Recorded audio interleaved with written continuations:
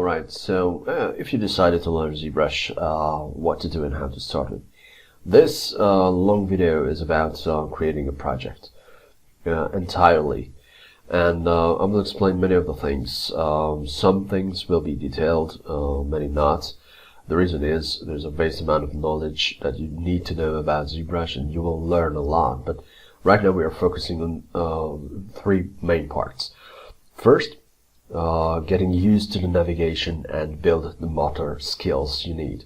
If you don't spend the right amount of time in front of ZBrush, your hand-eye coordination will not be developed as well to be efficient in the work. The other thing is you have to learn and memorize some of the hotkeys, some of the features, how they are working. That's it. It's just practicing, basically. And the other thing is you have to develop the artist in yourself. So these main three parts are really important if you want to be efficient in ZBrush. But you can pick up many things on the go. It is just if you put in the time, it's much better. In my experience, people learn the best if they spend about 3-4 hours in the seat. So an afternoon, a weekend, don't be interrupted. So don't be fooled by 3 minutes videos. It's not working that way. You have to have the time and energy to focus on. But it is really enjoyable, and I'll try to make it fun. Okay, so first of all, when you have ZBrush in front of you, make sure that you have maximized it. It helps a lot. You have a fair amount of screen space. But right now, because this document, this is a canvas, is really small, the gradient is showing up. I want to adjust a couple things. But first, and it's a good habit, if you know about, you have a button here at the preferences in its ZBrush. So if something is messy with your software, you made previously you tried something and it's not okay, you can start in ZBrush, and yes, it will rearrange things. And now I have a bigger, better fit document here. Also, if you're not satisfied with the document, maybe the colors. I don't like this black at the top. You can go with the document, and you can always click on New Document to clear anything. I don't have any, but if I accidentally start painting here, I will have this 2.5D content, which one is pretty useless for now. So all the time, if you see, you can go Document, New Document, and it will remove it at the beginning. We are using this at the beginning. Document, and now what? The back color could be adjusted here. If you hold it, you can pick a different color. So I place my pen on the tablet, and now it's a left mouse button type of click. But I don't want to change it, just adjust the range and reset it to 0, and that's usually the easiest way to get rid of this thing. Now, we will use ZSphere to build the bunny for this project. And it's not a new thing, it's absolutely not. There are very good solutions instead of using ZSphere, but ZSphere is great to practice the navigation, the 3D sense, the viewports, the angles, and all the stuff, and it's quite effective till this day. So many things are done with ZSpheres. Now, how to start? You can press LightBox. So LightBox is here. Usually it opens with LightBox. The hotkey is comma to hide away LightBox, or you can click on LightBox. Here we have projects. If you place your pen and drag it, or the mouse and hold left mouse button and drag it, you will find ZSphere project here. Now let me click on here and let me explain what's the difference between projects and tools. So this is a project. It is already set up. Symmetry is on. We have two little dots that indicating symmetry is active, and we can start right away. But it's not true for all the cases. So let me tell you now how to do it. The edit is on. And usually when edit is not on, it will switch to 2.5D mode. Let me switch right now purposefully.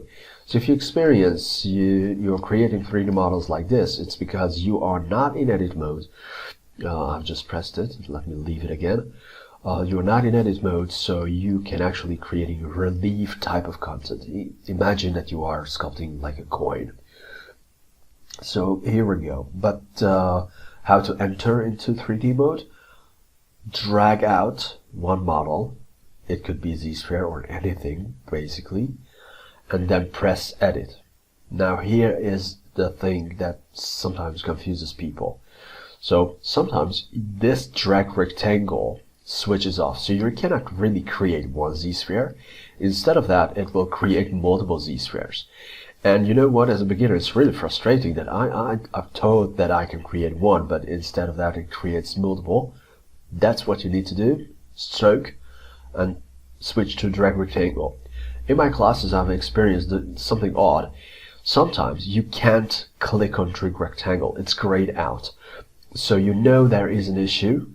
ZBrush senses that you have dots, but actually doesn't enable you to click on drag rect. So in that case, switch like freehand, still not working good, but then drag rect will be available. You can drag out one, press T, and now you are in edit mode. Okay, here comes the next typical question: what to do if you want to get rid of everything that's going on here. You know, new document is not your solution. Why? Because it entirely replaces your document, but you want to keep this guy actually. So what's dropped on the 2.5D, let me say layer, it's not true, but let me say layer, 2.5D scene, you can press Ctrl+N, and it's like clear the canvas. So we have a ZSphere here. We can press F to frame. This is the button for framing, F as frame. And if symmetry is on, that's a good thing. If not, you can press X. Okay, if you're using newer ZBrush, you will have cam view. You can adjust cam view from preferences, cam view. You can adjust the size, and next. So this is the default mode. All right, symmetry is off. It's a good thing to know. When you press X, please look at the brush. There will be a double ring outside the brush. The outside ring will be doubled. Okay, that is a sign you have symmetry activated. Okay, the first ZSphere is even if you start from here, now we built up a project practically, so we can save it as it is. Or if you don't want to do this and skip, then next time you can start from ZSphere ZPR project. Let me leave this. So this sphere should be the center of your model. That's usually the hips, pelvis area. So don't make it as a head or something like that, because it can be hard later on if you want to move things around, especially if you want to use these spheres for rigging. Now, go in the center. This will be this base of the body. And if you see this little green thing that tells you that you can right away create that next joint at the center plane. Now, don't be shy. The typical problem with the beginners creating ZSpheres is you're shy on clicking and then just leave it, and it will be a very small thing. Sometimes you don't even recognize, but it is there. And right away you want to fix this and creating a new one. And now, these are actually 3 joints and not just 2. And it can generate some errors like this. Can you see my preview? I've pressed letter A, like Albert. That's the preview, and it's not appearing. So it cannot generate a volume here. Why? Because we have overlaps. Now let me undo this. And this is the tactic. Draw mode in. Go to the center. Drag and create a normal sized ball. Okay, don't be shy with this. You can adjust, you can make it smaller later on, enlarge it, whatever, but make it sure it's pretty visible. And then instantly we're switching to move mode. Okay, draw and move. And this is good or bad. You have to learn this, that you are using the hotkeys. It's simply impossible to go up and down or with the mouse or a pen. It's not working that way. So Q is for draw mode, W is for move mode. Alright? Now about the navigation. So if you are not familiar with the navigation, you can still use this head to navigate things around. In the button of your pen, so the button of your pen, usually, if you are using a vacuum, usually it is assigned to right click. If it's not working, so right now I'm hovering over the tablet. The pen of the tablet is not touching the pen, not touching the surface. Why? Because it's a left mouse click. It's a left click, actually, the pen tip. So you have to hover over about 1 centimeter, and then press the button of the pen, and then you are able to rotate. If you do the same thing and press Ctrl, you can drag and zoom in. And Alt is the pen, actually the panning, the hand tool here. Okay, now so moving on, what to do? We are switching between move and draw. So let me rotate it to the side view. Now here's the side view. This little blue thing is showing towards the front all the time. So if you have floor on, you will see it. Shift P is the hotkey for that. Move, and I can move this sphere. So now I can place it a little bit higher, and I'm switching back to draw mode instantly, doing it again. Now I need a little bit of a volume here, lifting this up, W. I'm not satisfied with the size, so I'll switch to scale. E, like Elvira, that's the hotkey for scale. And I'm placing my pen on the ball and dragging up and down, and it scales up and down. So this is how it goes. It's relatively large, but I want to make the body at the bottom a little bit larger. Okay, and maybe the center as well. Alright, sometimes it's hard to pick something, so it takes some time. Okay, right, so this will be the head, and move. Right, okay. Now, we definitely need some shoulders and legs. Now to create those legs, I'm back in draw mode, Q, and now not focusing on making this match in the center, going outside, dragging the sphere. Again, it's not, I'm still holding the pen on the tablet and not lifting this up, just dragging until I'm satisfied, and then boom. Whenever you create a sphere, it will always be in contact with the underlying sphere structure. So can you see the outline of the sphere? The center of this sphere will be always on the surface of the base sphere. Okay, so if you want to make this strut a little bit longer, you have to switch to move mode and drag. Don't worry about the inside structure. Every time if you drag it around, it will update automatically. You don't have effect on that. Okay, it's automatic. Now going forward and creating this could be the thighs. Moving it a little bit back. Yeah, just maybe a little bit larger. Not rotation. E. And move. Alright, so like buttocks. Okay, let me press E, A, like Albert for preview. Alright, that will be a good preview. We can place the tail here later on. Just let me start and draw again another strut. That will be the thigh. Okay, so W is switching, going to the front view, rotating back and forth. Alright, rotation, you can use this head to accurately rotate your model in the 3D space, which was a good thing.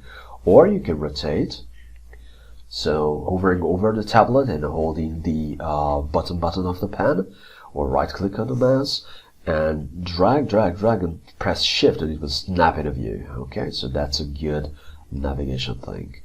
You can still use these buttons, so move, zoom, rotate, but it's just too slow. Okay, so don't use it. If you can avoid, just learn and use it the proper way. Okay, so here we have a little thigh. Now we need a shin. W, move it. Okay, and yeah, so this is it. Maybe move it a little bit back, and we need some legs, feet. And actually, it's way too small, so let me resize it and move it to the front a bit more, maybe even bigger. Okay, so this is a rabbit, so this should be a fairly good big piece of toe. Okay, right, alright. Now the reason I like to use ZBrush and ZSpheres within ZBrush is because it has a great toolkit to design a figure and get an idea about volumes and everything. Okay, even if you're not using it in the end, which may happen, you can, in a half hour, you can create a good structure, and then it will be much easier to to do it in the right way or a different workflow, but it's a good thing to start with. Okay, still need to create arms. So there's the shoulders, the shoulder area. Let me grab them and move them away a little bit from the body. Why? Because when we are creating the preview, this preview, it has a tendency to weld things together. So if the arms are too close, if the legs are too close, you may experience that some areas are welding, and sometimes it's not a wanted or desired thing. So let me press Q, draw mode again, drawing it. Okay, now I made a mistake. How do I know?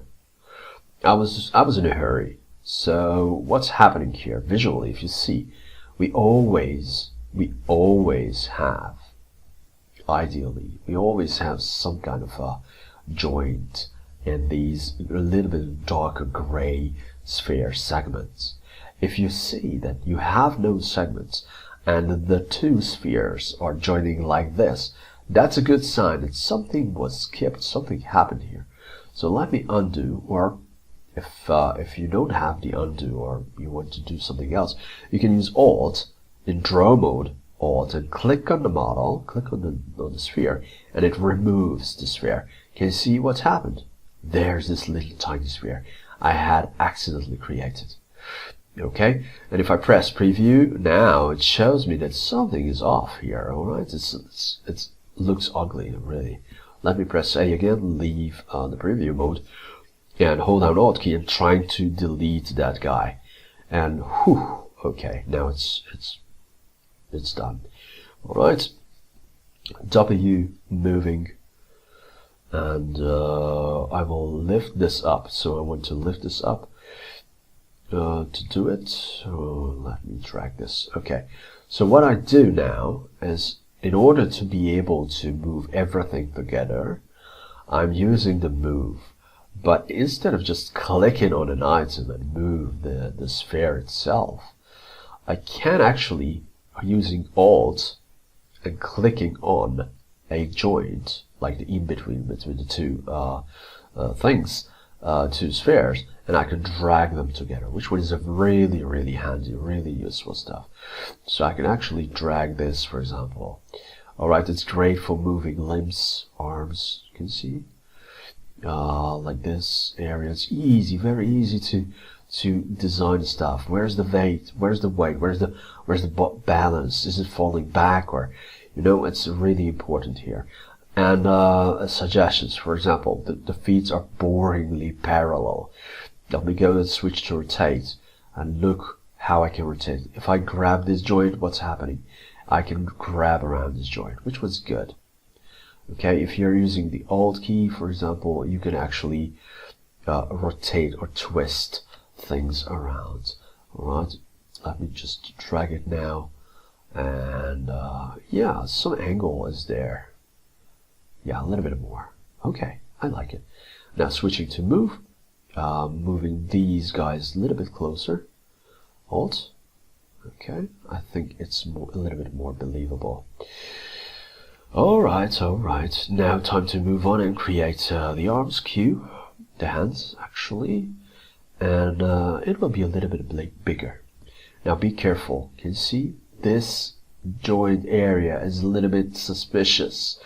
Okay, I don't see that this joint is landing here, so definitely I have to, if I press A, how it looks okay from that point, but actually it is overlapping, and now I see the segments coming up, and this is a much better situation. Okay, this is not the pose yet, too big. Let me rescale it. Q, try it again. W, move it up. Okay, so this would be just a forearm. Alright, just a forearm. I just wanted to add some thickness here to emphasize the elbow, but it's up to you. Okay, what happens if you want to, for example, narrow down the arms? You don't like this big arms. What to do? You can go draw mode and tap on anywhere. So if you tap on anywhere, that segment will be converted into a ZSphere. So then you can go to scale E and resize this, and okay, resize this like this. Okay, Right. Good. Now, time to make the pose. So draw mode. There will be one bigger sphere for the hands. And W, move. I make a little bit of an angle. Alright, and probably that's fair enough. Fingers are not really ideal with ZSpheres. You can do it, but it's not really ideal. What I will do, because it's a PO, I will just place these kind of tiny little spheres here, just in order to make it look like a PO, and maybe move them like this. Okay, let me check the preview. A is the preview. Good. And it, yeah, it looks funny, but it's as a base for sculpting, it would be okay. Maybe if I move this, for example, this finger a little bit further from the body, maybe the look will be a little bit better, which is in prefer. Okay, A, good. Okay, now it looks better. All right, so that's the main body here. Probably we need more volume in the forearm because of the hips are pretty dramatic compared. We can actually try to move it and look. All right, yeah, it's better. And the forearm here should be a little bit bigger. Let me do this. And okay, preview A, letter A, preview is there. Alright, figure standing correctly. We can create the ears. This will be a real basic ear. Q, draw mode, to going back. Drawing the ears. Now, this is a little bit bigger than expected. Switch to scale, then switch into Q again, and drawing this out, and switch to move and drag. Now, there's something you may experience if you can't move things as expected. You can't move a sole joint. The other joint or more joints are moving with it. For example, if I want to move the hands, but not just the palm, everything moves with the palm. It is happening because you have a larger brush. So then, please make your brush size a little bit smaller, and then you will be able to easily pick up things. Okay, so move it. Q, create another joint. That will be the end, the tip of this ear. Okay, right. Good. All right. Then press A. See the preview. All right. It's a fairly good body base. Okay, scale. Maybe I should try to scale it up a bit more. Yeah, so dragging the joints, maybe the ears should be a little bit bigger. It's too much. But this one's looking fine. Okay, yeah, we definitely need ears. Okay, scale up the hands and proportions. All right, so that's what you do. You can use a scale. You can use the scale on the joint, and it's really easy to design things. All right, if you think the third part, so it's not just navigation, not just the skill to know how to use ZSpheres, but also about artistic decisions. So this is the place where you can make your decisions. Once you have the basic volume, then you're good to go and play with things around. Okay, press A again. Now it's fun. Alright. So once you have a basic structure, by the way, you can start, if you want to skip the whole thing, you can start with Zizu. So you can, Zizu. You can start from here. There's plenty of things adjusted, but you know what? You want original content, go for it, and you will learn way more than using this. And later on, you can switch back and speed up your workflow, whatever you want. But for learning, seriously, you want to suffer a little bit here. Okay, once we have the body, how to make it sculptable. When you press A, that will generate a preview. That preview is actually placed here. So adaptive skin, and if I'm opening this up from the tool palette, if you don't have the tool palette visible, you may be access to that tool palette here. So, but by default, it's placed there on this left side or right side of the software. So preview, and if you press Shift F, polyframes here. That is a quite dense model. I don't think personally it's a necessity to have that high resolution, but if you have tiny parts like these fingers around, it may be okay. But I think you should not go above this value, okay? Because the brushes will be a little bit of less responsive, and the smooth brush is not working that good, but you will see it for yourself. Now, you can actually sculpt right away. So let me switch to a brush that's actually good for sculpting things around. That's the brush B Clara Linda BCL clay brush. And I like to use a clay brush to fill up some areas. For example, it's great to fill up negatives. Okay, this is not the best material for this.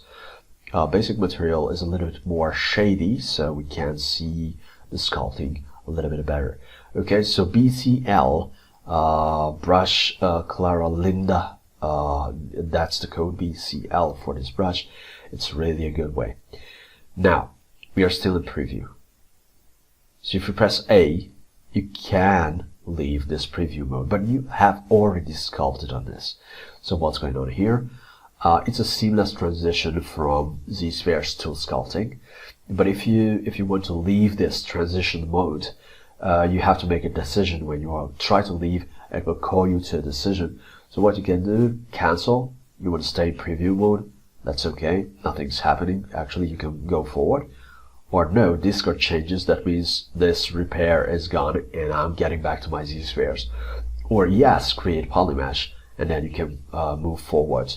You can use this yes, or it will get a similar result. Let me hit cancel now.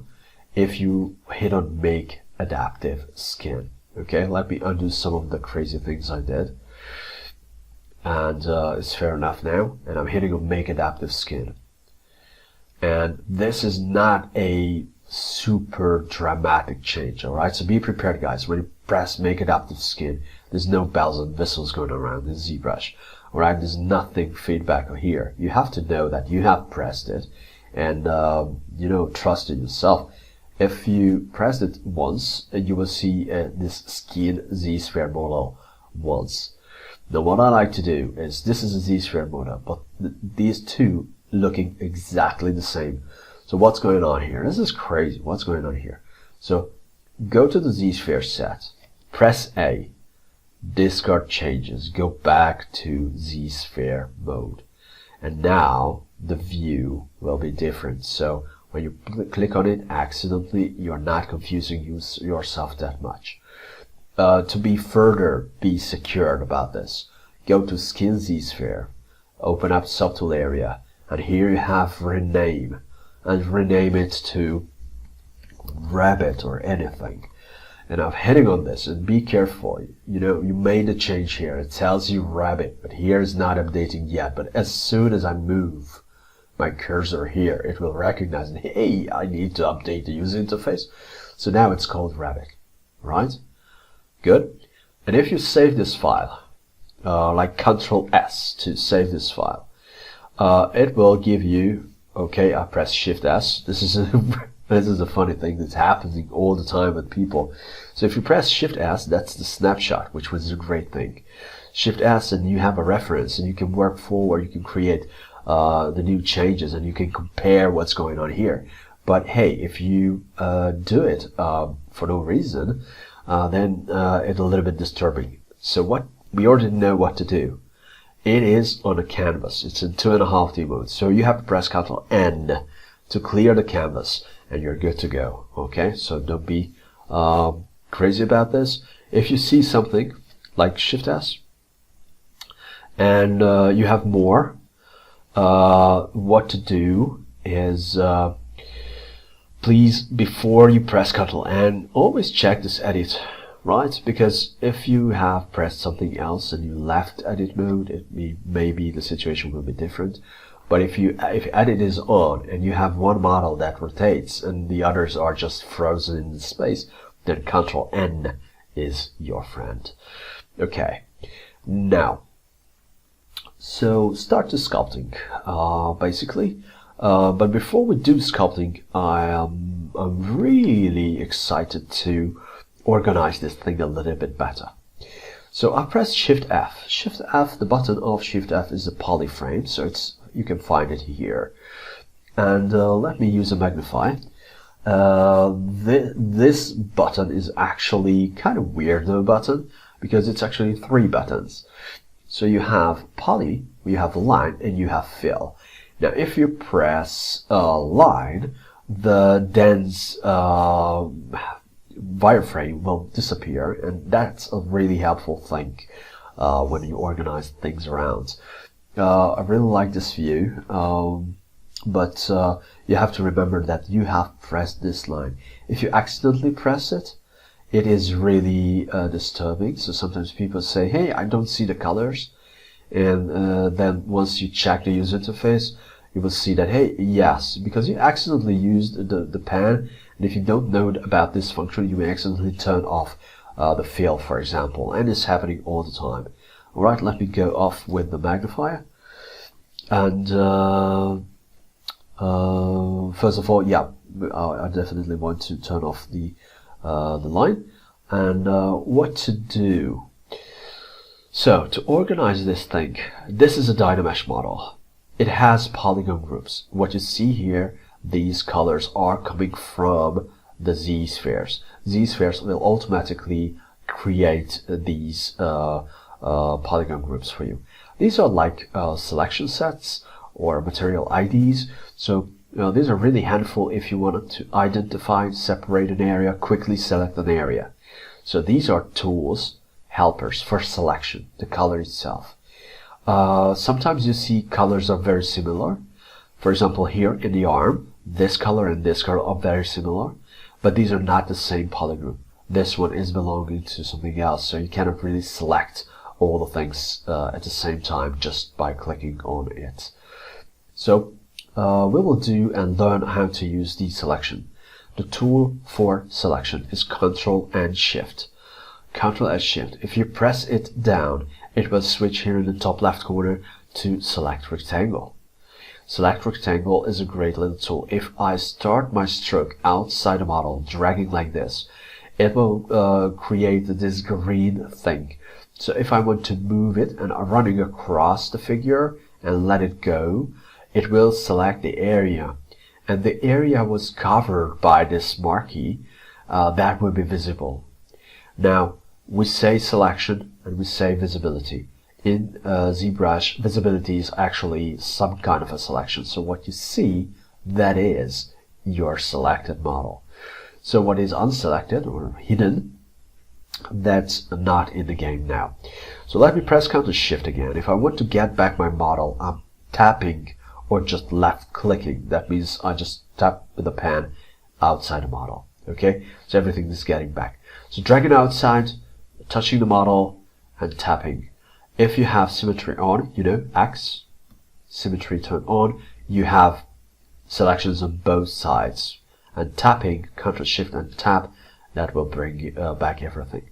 Okay, now my goal here is to put this ear in the same polygroup. So how to do it? I'm pressing Ctrl+Shift, tapping on the color on the area I want to show. Tap. Now I have it. I'm holding down Ctrl+Shift, and instead of tapping, I will put my pen down and drag. This drag will invert the selection. Now, Ctrl+Shift is still pressed, and I'm pressing Alt and tapping on this area, and that will hide it away, so it's not visible anymore. Alright, Ctrl+Shift is actually constantly selected in this case. So it's like activating a function, and if you release it, it won't be active anymore. It will revert back to your brush. It was the clay brush, the BCL brush previously. But whenever I press on Ctrl+Shift, and this is a concept that's really true for ZBrush, that you have kind of a temporary modes, and that way you have kind of a super inventory.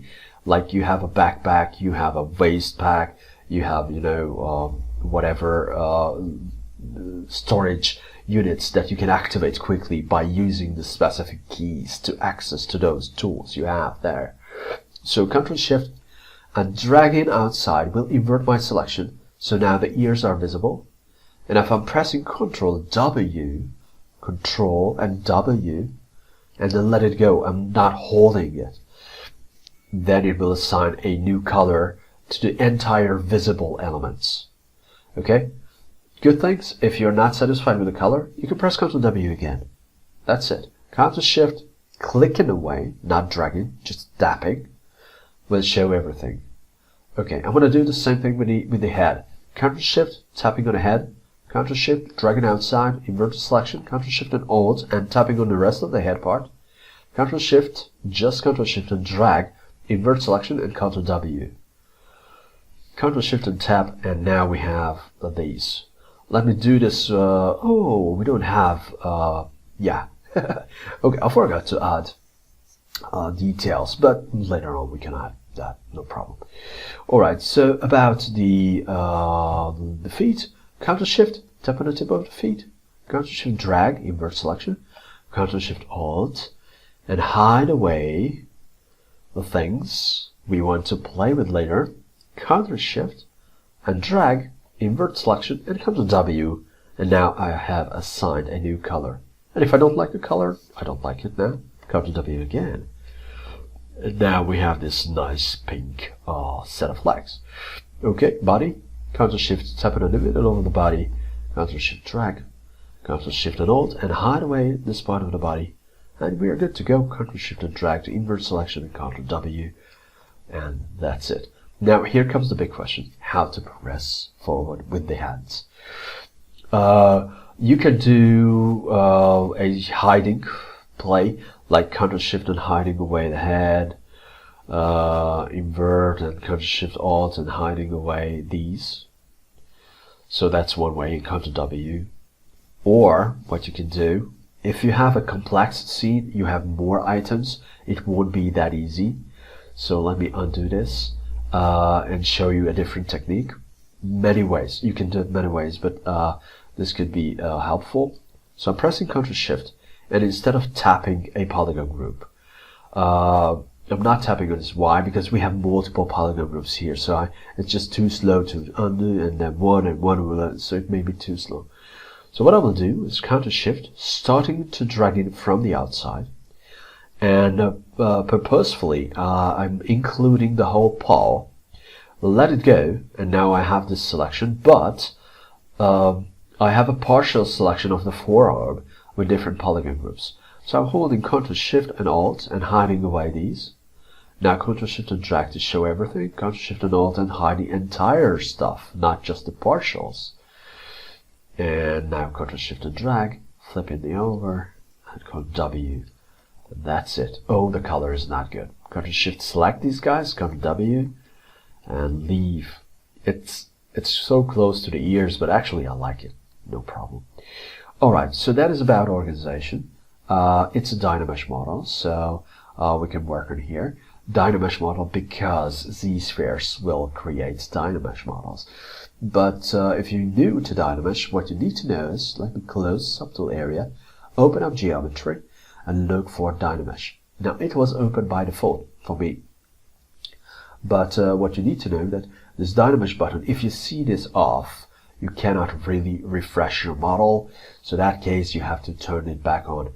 I'm telling you this because some versions, some installations of ZBrush has a tendency to turn this off for no reason. So if you leave the computer or screensaver comes in and 5 minutes later and you experience that something's off, check it first. Check DynaMesh first, okay? Because it can just quit for I don't know why, but it's happening in my classes sometimes.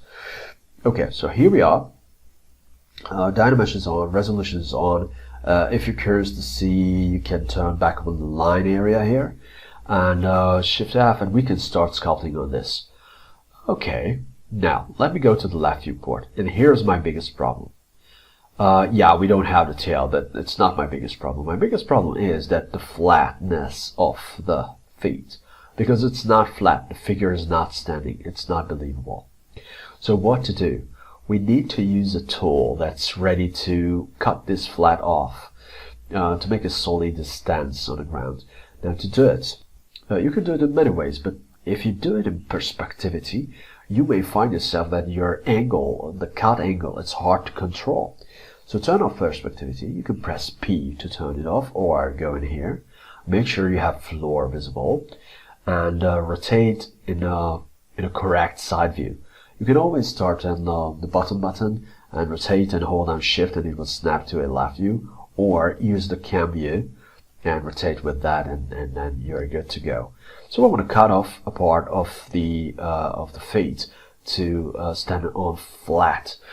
Now to do it, and here comes the interesting part. So please keep in mind, Ctrl+Shift is a switch type of button, so it switches your toolkit. Selection is the main toolkit of the Ctrl+Shift that is assigned to the Ctrl+Shift. But if you're activating this, and while it is activated, you push on this button, it will bring you specific tools belonging to this combination of hotkeys. And I would choose knife curve. If you have older ZBrush, you can choose trim curve, knife curve. Let me hit that. And if I'm releasing the Ctrl+Shift, it will revert back to clay, alright? So now it's a quick way to switch things. Ctrl+Shift, knife curve. Now curved brushes are working the following way. Let me start it here. Place my pen on the tablet, drag it out. It's not a curve yet, it's a straight line. We will learn how to make it a curve, but right now let me explain two things. It cuts, and one is a fall off part, and that is the shadow part. So if you see one side of this line has a shadow, and that is what will be gone, okay? So that's how it goes. Look for the shadow. And if I start from here, usually the shadow is on this side, on the top side. If I start from here, the shadow is on the bottom side. Okay? Left, up, and that. Alright, oh, what happened with this little rabbit? Let me undo this guy. Okay, so what I want to do is practically hold down Ctrl+Shift, drag it out, make it horizontal. It's really easy because it snaps pretty nicely. But how to manage to make it accurately, start there. So start here, you're trying, no, you're not trying. You can actually drag this, just make sure it's horizontal, and then press Shift. Okay, it's hard, right? So start it over. Ctrl+Shift, and make sure you are using Ctrl+Shift with the ring finger and the middle finger. Usually it's a good way. Your pinky is floating in the air, and with your thumb, that's my advice, but you will see for yourself. And with your thumb, you can press the space bar. So start dragging, and then press the space bar. And now you can move it away, let it go with a pen, and then let it go with the keys. And now we have a clean cut of this figure. Alright, let me press Shift F to see the wires. And as you see, it is creating a new polygon group, a new color set for ZSpheres, okay? Right, Shift F, and then this is a nice flat versions. Now let me show you an example how to cut an arc. So Ctrl+Shift, and I will start from here, and if you don't do anything, it will be a straight line. But if you want to arc it, or add a curve, you have to press Alt. It's just pressing, not holding, just pressing Alt. It will place a joint, it will place a turning point, and then you can move forward. If you are interested, you can press this Alt multiple times, and then you can create multiple cut turns. Alright, and now we'll start and let it go, and hey, I have a cut like this. If you want to create a rabbit costume, this should be good. Okay, so let me press Ctrl+Shift and do a different type of cut. So I'm holding Ctrl+Shift, and I can actually start dragging, and if double tap with Alt, duck, duck, now I have a sharp corner turning point, duck, duck, and then we're good to go. Yeah, sorry for the funny noise, but it's, you know, it's a little bit easier to set examples here. Alright, let me undo this because we want to go in a different direction, so I don't want to destroy completely. And my goal here is to create a basic bunny with many minimalist features. Some sculpting will be there, and we learn how to manage things and how to create fur, for example. Okay, so here's the bunny. Another important tool, this knife is a very good thing, but, oh, I had too many undos. Yeah. Ctrl+Z just once, and yeah, good, because I was, that was gone, that cutoff was gone. So this knife is really handy, but make a habit of switching it back. Sometimes it's a good idea to remember, because you're not using a knife all the time, or the clip brush or whatever. So Ctrl and Shift, and switching back to select rectangle, that's the standard function. So now I can easily select this guy. Okay, and I can hide away, for example, the arms, and then ready to sculpt things, and then hide away everything, and you know, refreshing DynaMesh. I will explain what refreshing is. So here we are, and my goal here is to flatten the ears. All right, this is a little bit fluffy. So what I want to create a negative, a cavity here. So the brush for that is the flatten brush, like brush Frank Albert, flatten brush. And in ZBrush, but in general, every sculpting software likes to use the biggest brushes you can. So don't waste your time with a tiny brush and start working. It is just, you know, it's not a good idea. So use as large brush as you can. And if it's not working, just undo and start it over. But a large brush usually generates a quicker, nicer, cleaner result. Okay, so now it's fairly flat, okay? I'm satisfied with this. Alright, but what happens if I want to smooth it out? You can see the inside, it's not super smooth. So what I can do is I can hold down the Shift key. It's an alternating key. And when you press Shift key, it will turn to blue. So from pressing Shift, yeah, I can see my brush turning to blue. Now that's my Shift brush. And the fun thing, if the Shift is not strong enough, or if it's too strong, for example, you can adjust the intensity individually. Alright, flatten brushes here is selected, BFA. The brush size could be adjusted if you press S. If you haven't used this, use S, and now it brings up the hotkey for the slider. And the flatten brush intensity is set to 13. And if I'm holding down the Shift key, please recognize that this intensity will switch to 100. So now that is at 100. The big issue here is that if you have more resolution, so if you have more points like this, the Shift brush will be less effective on big surfaces. Okay, it will smooth out details, but it wouldn't be that effective to smooth out, for example, this edge here, right? So it takes ages to me to actually make something happening here, because there's so many points here that consumes the energy of the Shift brush. Alright, now what else? I need to refresh. So if I start sculpting and I want to update my structure, and yes, I want to update my structure, that's the goal of DynaMesh.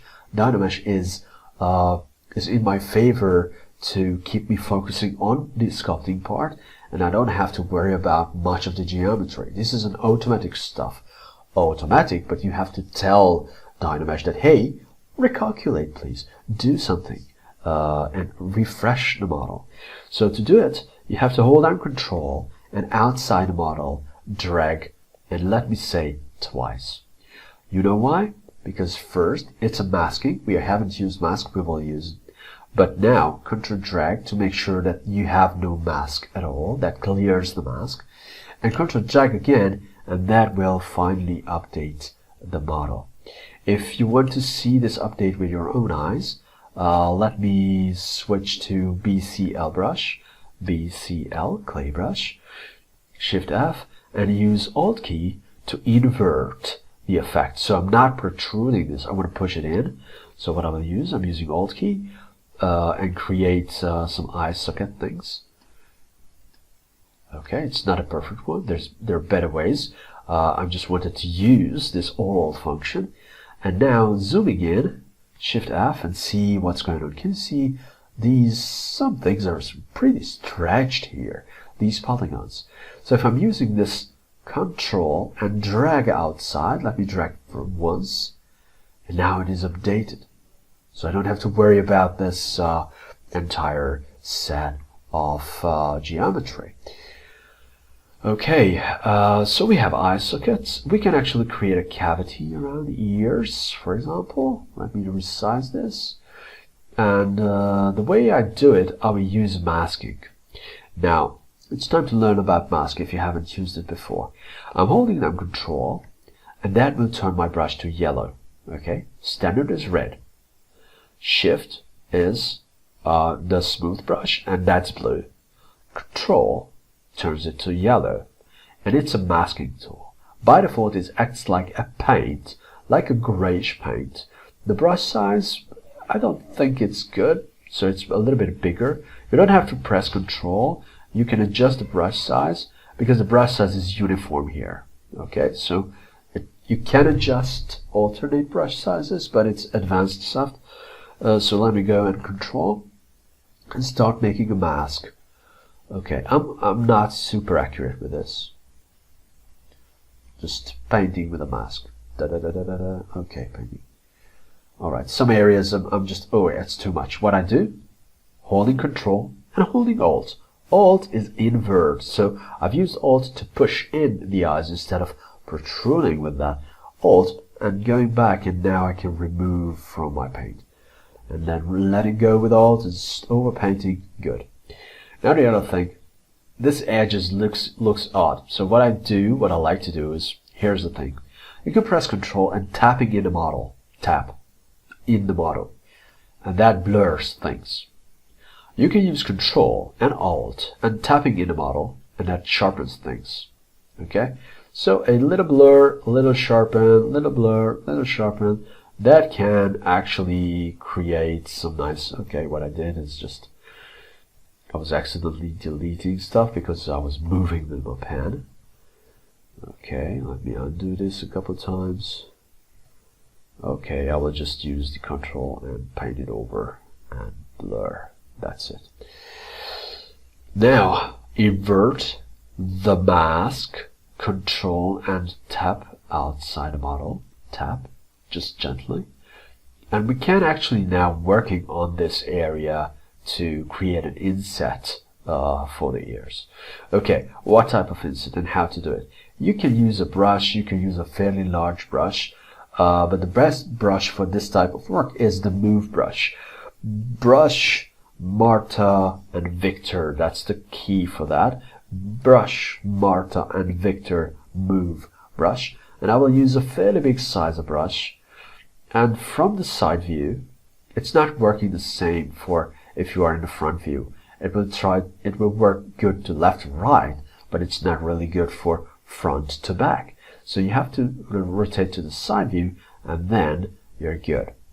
Now to fix this, Ctrl and drag, and that is deleting my mask, and then resizing the brush, and go with the smooth. So I'm holding down Shift key, and smooth. And actually there is an alternate algorithm for Shift key. So you can hold down Shift, start painting, and let go of Shift, but not lifting the pen. You're working the same way, and that is smoothing out things a little bit differently. It's smoothing the structure. It's like, it was designed to be a relaxed brush, but for example, I prefer the LightBox relax, but yeah, these are different animals. So this is what you can do with the smooth brush. All right, we are good. We're good. What else? Of course, we want to refresh. Control and drag to refresh the model. And now we have a new geometry. Shift F to make and see the stuff. All right. We definitely have to have some kind of a chin. So what I will do, I will protect the eyes. And right now, I want to make it a little bit, I don't say aggressive, but a little bit flipped bunny. So I'm holding Control and start painting around the eyes. That means this painted area is protected. Move brush is still active. So resize the brush with S, turning to the left and dragging, pulling this area. And I like it this way. All right, so Control and drag outside the model to clear the camera, clear the mask, and then smooth out some of the areas. Smoothing out. Good, good, good, good. Okay. Like a little bit smaller brush size, and I like this little grin There. Okay. Good. Now, of course, I can start painting on it and make many changes. We can use various types of brush solutions for this. But one of the main brushes, clay brush is good, but the B brush, Cecile Thomas, is the BCT clay tubes brush, which was a really effective way to build up things. And honestly, this DynaMesh resolution is not my favorite because, can you see, it takes long ages to smooth things out. So this is why I like to use lower resolutions, because the texture of the brush will be very significant. But I will leave it as it is and use a BST standard brush instead. BST, and with a little bit of a lowered intensity. Okay, and that helps me to generate some very soft volumes, smooth things out, and some volumes around the belly. Okay, here we go. That's good. Now it's time to create eyes, eyelids, and other things around this body. It's not completed. We just want to progress. We are designing things. How to make decisions if you don't have the eyes, if you don't have teeth, whatever. So to have the good overall impression, you have to build up parts in a draft. And once you have the draft, you can progress forward. You don't have to waste your time for details early on, because the main goal here is to create a nice silhouette, an interesting, exciting setup. Okay, so let me create a new model. Now here's the thing. This is a 2 palette. We have multiple things going on. We have a ZSphere model. The ZSphere model is still there. This is like a workshop. You have one table there is a rabbit skeleton. The other table there's a whole rabbit sculpture, and the other table you have eyes and other things. So it's like an assembly whole.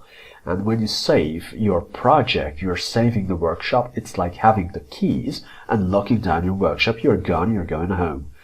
So it's time to save this thing. Ctrl and S will use a save. Where do I save? Desktop and rabbit. And here we go. So that's it. Now, this means we have everything saved with it. We have the ZSpheres rig saved with it. We have the rabbit saved with it, with the sculptor. If you want to save only the rabbit and you're not worried about the whole environment, you can save it as a tool. So just let me do that. Just for a saved reason, I can save as, and this is just ZTL file rabbit, because I have renamed it to rabbit. It was saved, and I will save it. I like to type in tool. You know what? At the beginning, it's a good idea because you remember a little bit easier that, hey, I have saved the project with the whole thing, or I have saved only that model for myself, and that is the tool actually.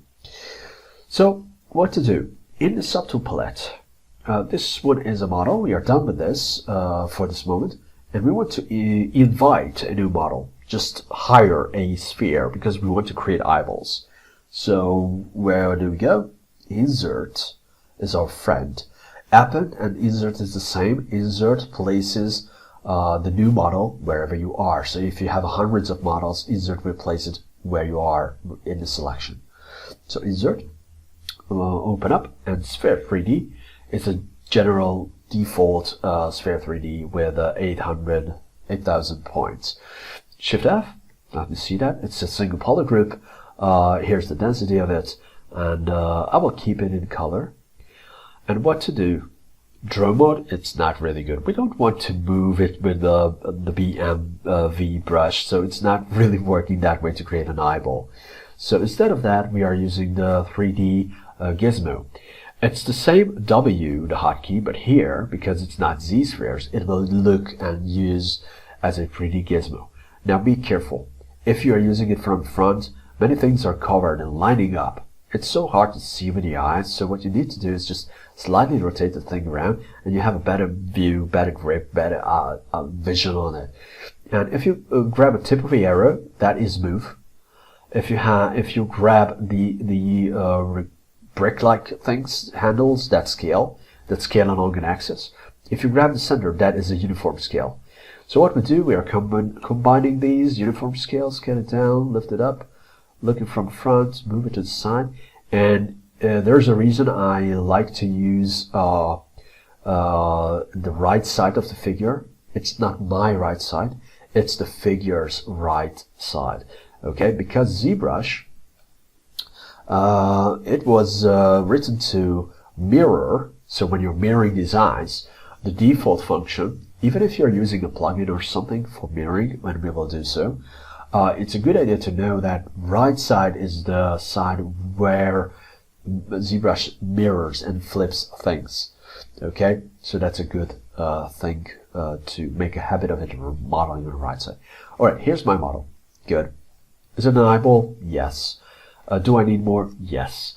But before I make a duplicate version of it, or mirror it, I will do the eyelids. The reason is, it's much easier to do it on one side, and once you're done, then mirror it each. So to do it, first of all, I will rename it. Make a habit of renaming things. So PM3D, instead of that, it's not a name. Rename it to eyeball, or eyeball. And let me hit on duplicate. Here's this little button, duplicate. Now we have two. Of course, this should be something else. So let me rename it, and rename it to eyelid. Okay, so eyelid. If it's not enough, you can play with lid and eye, just to make it different in the look. So use letters, use underscore, whatever. Use whatever trick you want to make sure that it's easy to recognize what is the model, especially if you have similarly looking models. Okay, be prepared for that. Alright, so we have this wonderful 3D gizmo, and guess what? I will zoom in and enlarge this sphere. So Shift F is a friend. So if I press Shift F, oh, what's going on here? The polygroup, the polycolor, is actually the same. Of course it is the same, because I have just duplicated it. I haven't made it. But yeah, guess what? I know the hotkey Ctrl+W, and now, why is it useful? Because the green one is what we're looking for. You just have to memorize this. By the way, it's a random color, so in your case, it may be different. So let me go inside, and oh, it's wrong direction. Now it's smaller than the eyeball. Drag it up.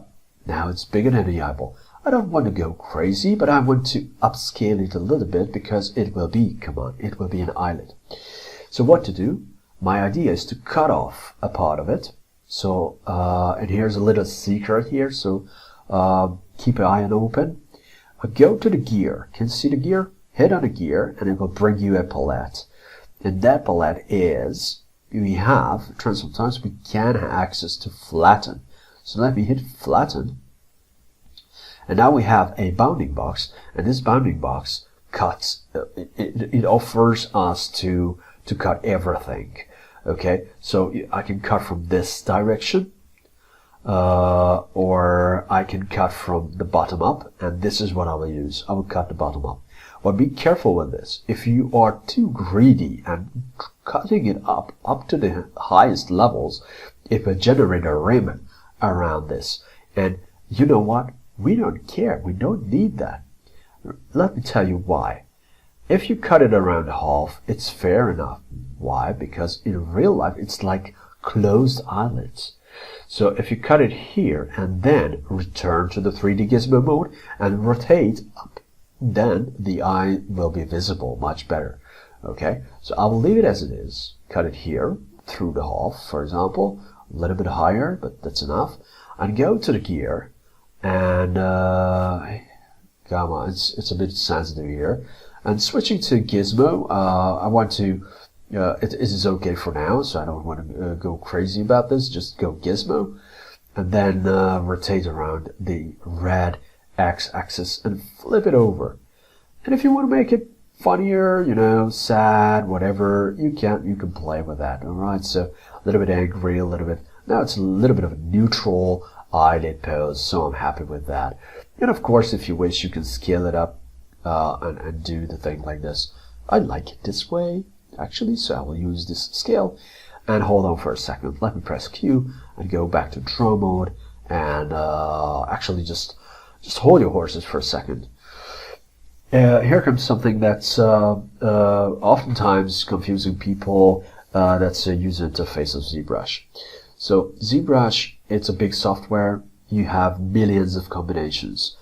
There's no way you can crowd icons and user-friendly stuff to this monumental software. So you have to learn some things in order to get results. And I know it's not easy in the beginning, but later on, actually, I think if they have a user interface with icons, I would be pissed off because it's just wasting my space.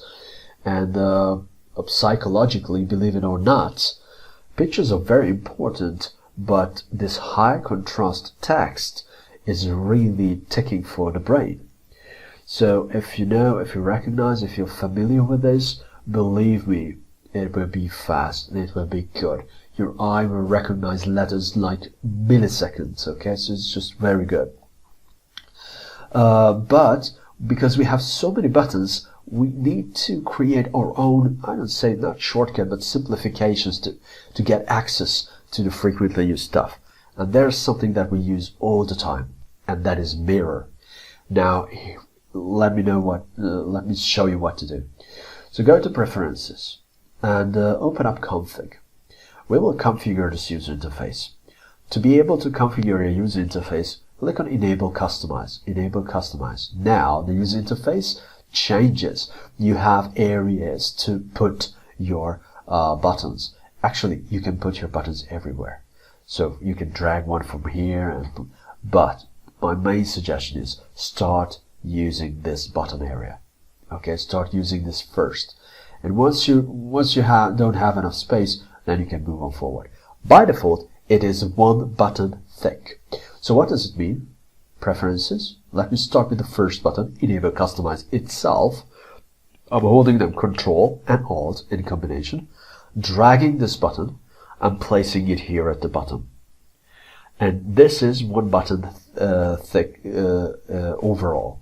So why is it a problem? Because if you want to put another button here, for example, store configuration, which one is required if you want to save your configuration and you want to be able to use it next time. So use it, hold Ctrl and Alt, and I want to put store config, but sometimes it's hard to do. Can you see? Oh, what's going on? I have two buttons. Oh, come on. Overlapping. Oh, it's crazy. So I'm holding them Ctrl and Alt and try to drop this. To get rid of a button, you just have to drop it on the screen space. So let me go in, and now it's gone. Okay, my day's saved. So what to do? I like to use a big button, like here's a brush selector button, so Ctrl and Alt, and I'm using this brush selector button and put it in here. You know why? It will create space. It will hustle here. Okay, so now we have 4 rows of buttons. And you know, at the end of the day, I will just get rid of it. Okay, I will not keep it. It's just a proxy, just a placeholder. So that's a little trick. We don't need it now. Only Preferences, Ctrl and Alt, store config. So now I can carefully just place it here. Now I will just Ctrl and Alt and drag and drop it here. So 2 rows is enough. I don't want to use too much space. And the button we are looking for is mirror. Mirror is placed Z plugin, Subtool Master, and mirror. Okay, so this is a very neat little thing. Autosave. So again, Z plugin and mirror, holding Ctrl and Alt, and placing it here. All right, that's cool. And now I can turn off Enable Customize. So the interface is snapping back, and I can mirror the eyelid. And it asks what I do want. I want to merge it into a single model with 2 parts. And x-axis is left to right. That's the red one. So it's left to right, it's absolutely okay. And I can press OK, that's it. This is the default thing. Now, what you need to know that when you are using the Subtool Master Mirror, it will automatically mask one eyelid. Now, it's good if you are, for example, if you're pressing Ctrl+W right away, the masked model will be a new polygon group will be assigned. So it's good, for example, if you want to use model teeth and teeth not perfectly symmetrical models. So this is a good thing. Symmetry works. So if I press X and I have a move brush active, I press X, symmetry works just as expected. But if you want, you can separate Ctrl+Shift, for example, the visibility of the model. All right. So we can use that for our advance. It's also good for eyeballs. You know why? You can then later rotate eyeballs individually. So mirror, tack, okay, I will use it as it is. And Ctrl+W, oh, it was just not, actually, probably I was a bit off with this. Now, to solve this issue, and I don't have a living mask that was not created, or I was too quick, what I can do is I can hold down Control. If you remember, that was masking. And I can actually drag outside a model. I can start dragging my mask. And what we did with the curve brush, I'm holding down Control, my pen is on the tablet, and I'm pressing the spacebar and dragging over one side of the eyes and let it go. And you know, symmetry is not active, so it was turned off with X, and I press Ctrl+W now, but it's the very same color, yeah. Even if it makes the change, but if it's the same green, it's, you know, it's pretty hard on the video. It's funny to say, but yeah. So now it's gone. We have a different eyes that can later on helps us with our selection. Okay, now what else? Of course, we need teeth. Now the approach will be a little bit different. You know why?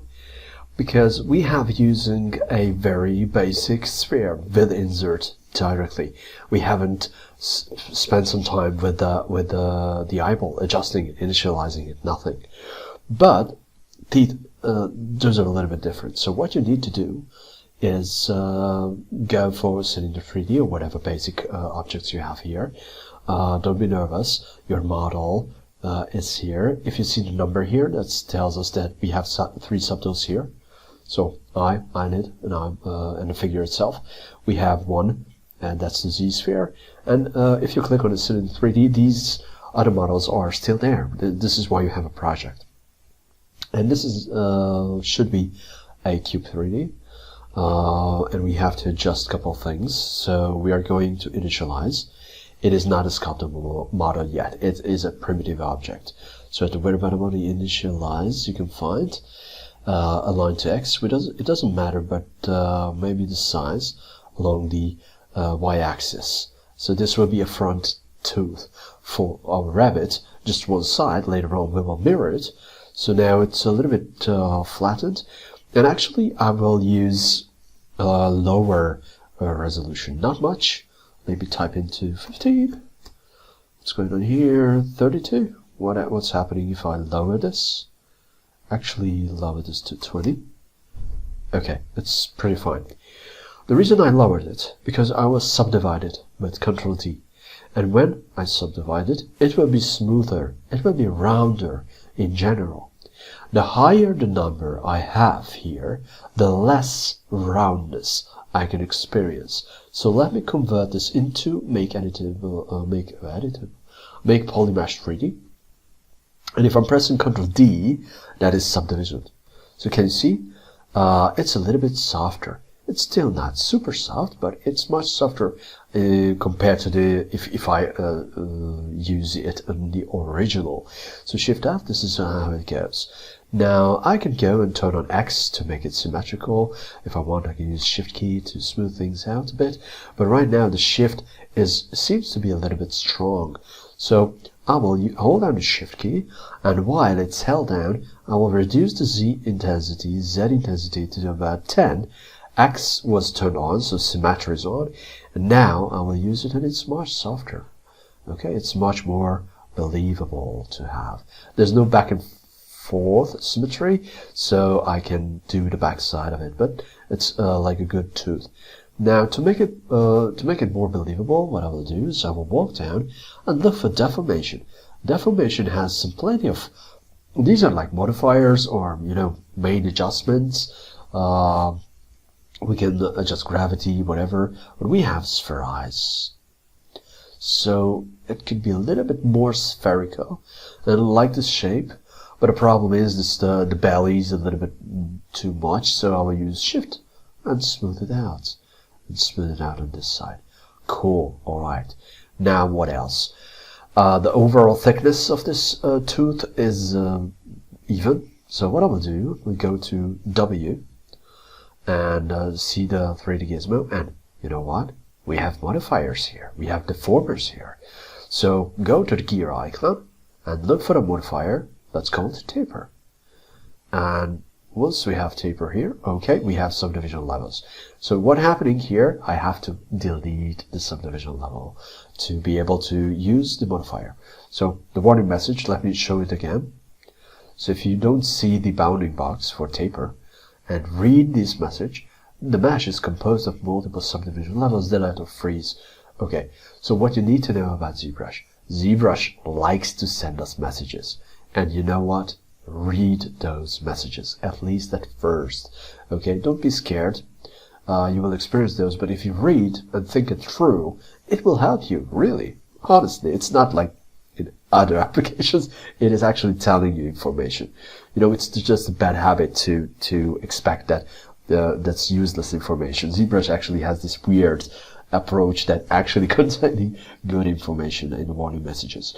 So what I need to do to fix this, go to geometry, and in geometry, here we have the resolution slider, low resolution and a higher resolution.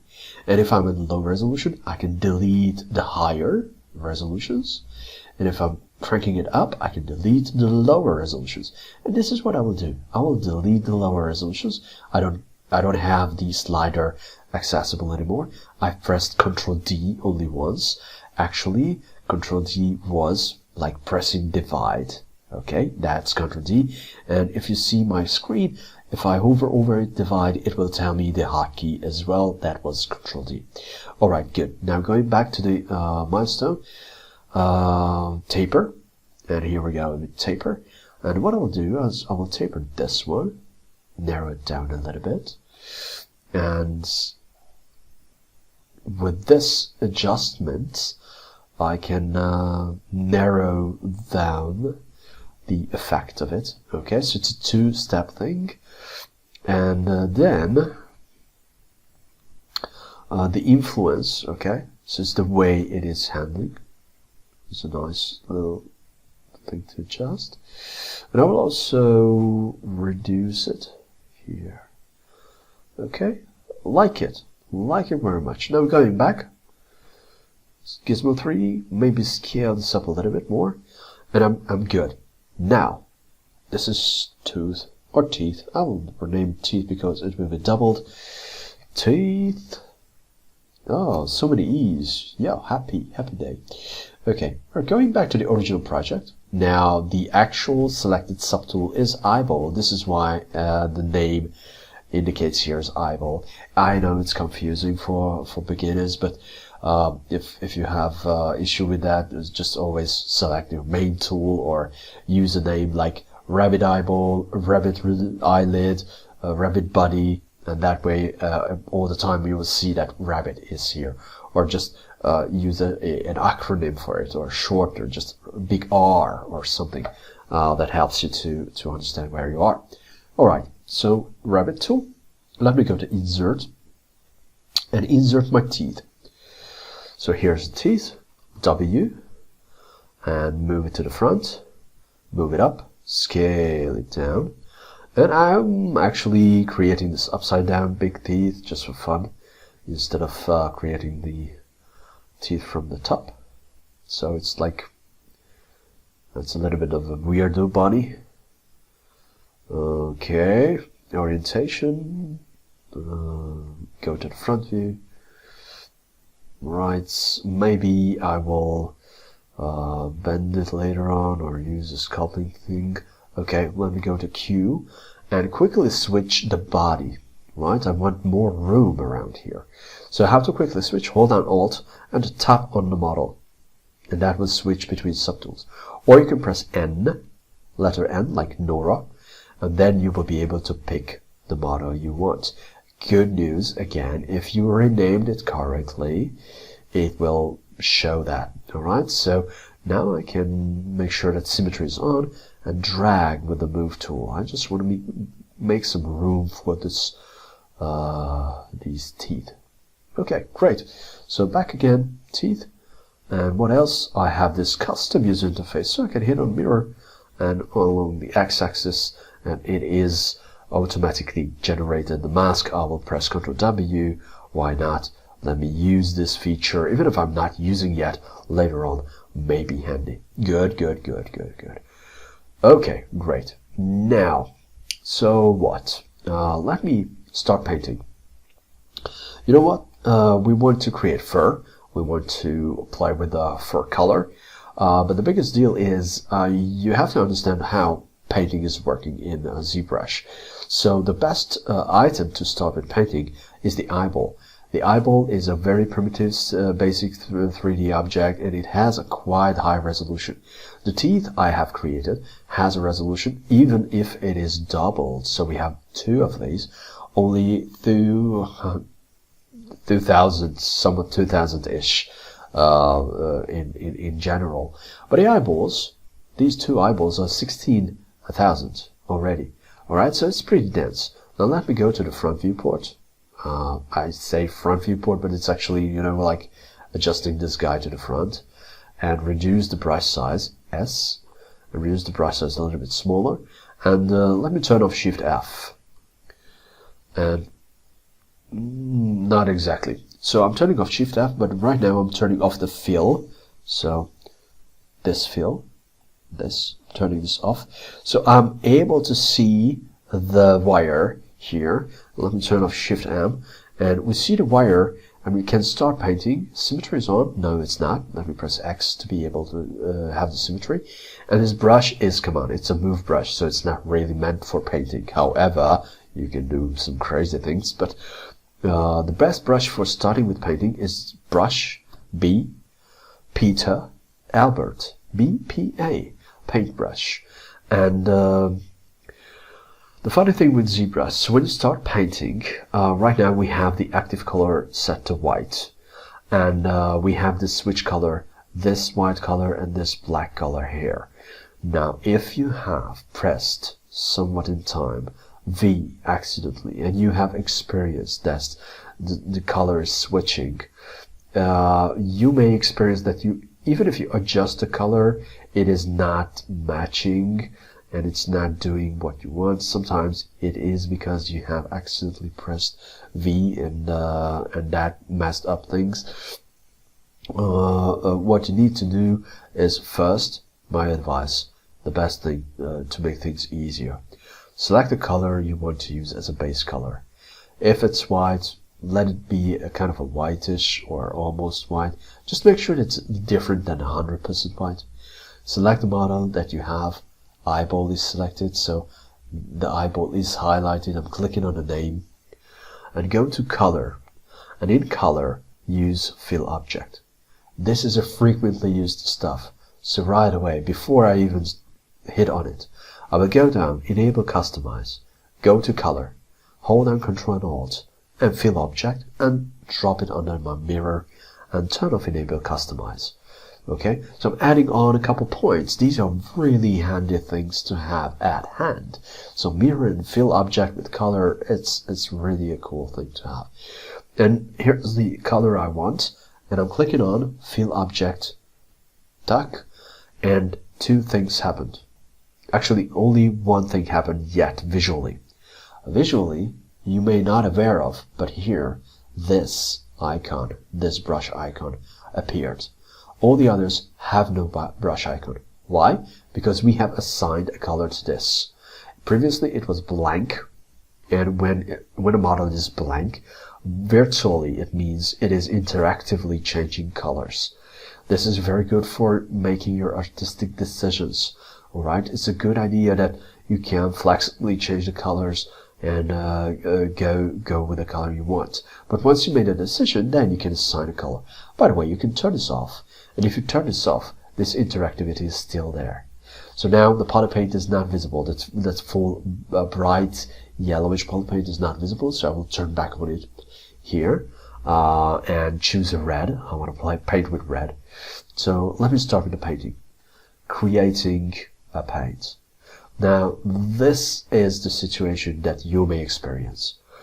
ZBrush polypainting is actually painting the polygons. So telling the polygon that, hey, you are red, you are white. And it generates this transition here, but as you see, a color is full. Okay? It's a light, it's a little bit darker than this one. So there's no transition within the polygon. It cannot, by default, it can use textures, but it is designed to work this way when you are creating the textures here. So what to do? Let me turn off Shift F. And this is blocky. This is not nice. If you have a distance, then it may be okay. But if you want to create a crisp, nice image, you need to update the geometry. So let me Ctrl+Z undo this. And let me press Ctrl+D. Let me press Shift F first. And pressing Ctrl+D will double the resolution. So let me just go in and out. Shift F again. And now you can see we have another layer of polygons. And so that is not layer, but in appearance we have stronger lines and weaker lines. Now we have we have a 4 times bigger resolution. So the resolution from 16,000 we've gone up to 65,000. And you know what? If you want really nice details, you can go even further. 260,000. I think it's enough for this project, but if you can even go, if you press it once again, you can even go to 1 million. Now, sometimes you are too eager and you're going high and you see this active points is just, come on, oh my god, I have a couple millions. So what you can do is, first of all, you can use undo, or you can go down geometry and go to drag this slider or press Shift D to walk down in resolution, D for walking up. Okay, D is for walking up. Ctrl D is only for creating, so you are not using it all the time. So let me use Shift D just to walk one level down, and I can hit delete higher. And now I have the maximum level of resolution, the maximum level of amount of polygons is 260,000, which is okay. Let me turn off Shift F and start painting. And now it's cleaner. It's much cleaner. What's my problem? I'm not that good of a painter. I can't really paint a perfect circle. So what I will do, I will undo this again. And instead of manually paint, I will go to dots and choose drag rectangle. Drag rectangle, if I go in the middle, allows me to pull out a perfect circle. A perfect circle because that's the shape of the brush. But if you want to use a pattern here and not like this, you can actually, if it's Christmas or holiday, whatever, you can use an alpha and pick an alpha that suits better. So I will use this alpha 26 and drag it out, and here we go. This is it. This is pretty nice. Not so crisp around the edges, so it's a little bit blurry. What to do? We have a value. So if you look at the brush, the center of the brush has a smaller circle. The outer area is a little bit larger circle, and that is a double circle now because symmetry is activated. There is a gradient happening. There's a transition happening from the hotspot in the middle circle towards the outer circle, the fall-off area. And this gradient could be controlled with focal shift. Focal shift, you can find it here. And this is a little bit of an interesting slider. If I press O, if I bring up focal shift, and it starts from 0, we have a positive 100 value, and we have a negative 100 value. Positive 100 value will make it blurrier, even more blurry. Negative 100 value will make it relatively sharp. Negative 100, it's not a necessity, but negative 90, 80, whatever, will create a much cleaner representation on your alpha. It can't be that sharp because the alpha itself is a little bit blurred out. But if you're curious, let me show this where we have. Here's a standard thing. So let me drag this. It's pretty crisp.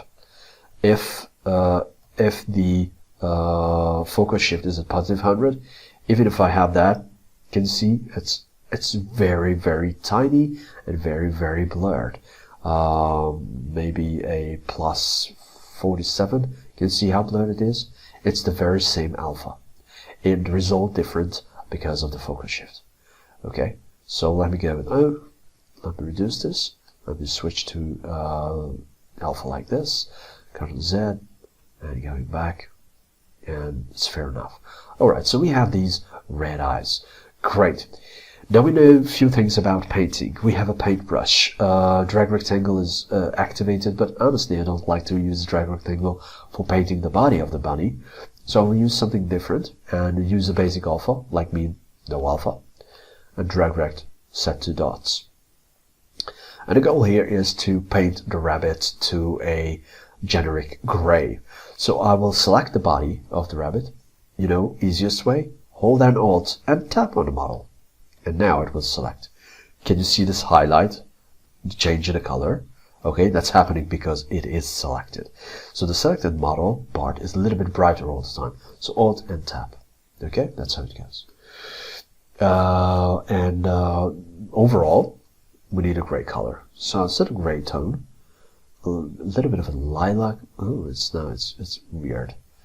This lilac tone. Okay, a little bit lighter gray. Oh, that's good. Good for now.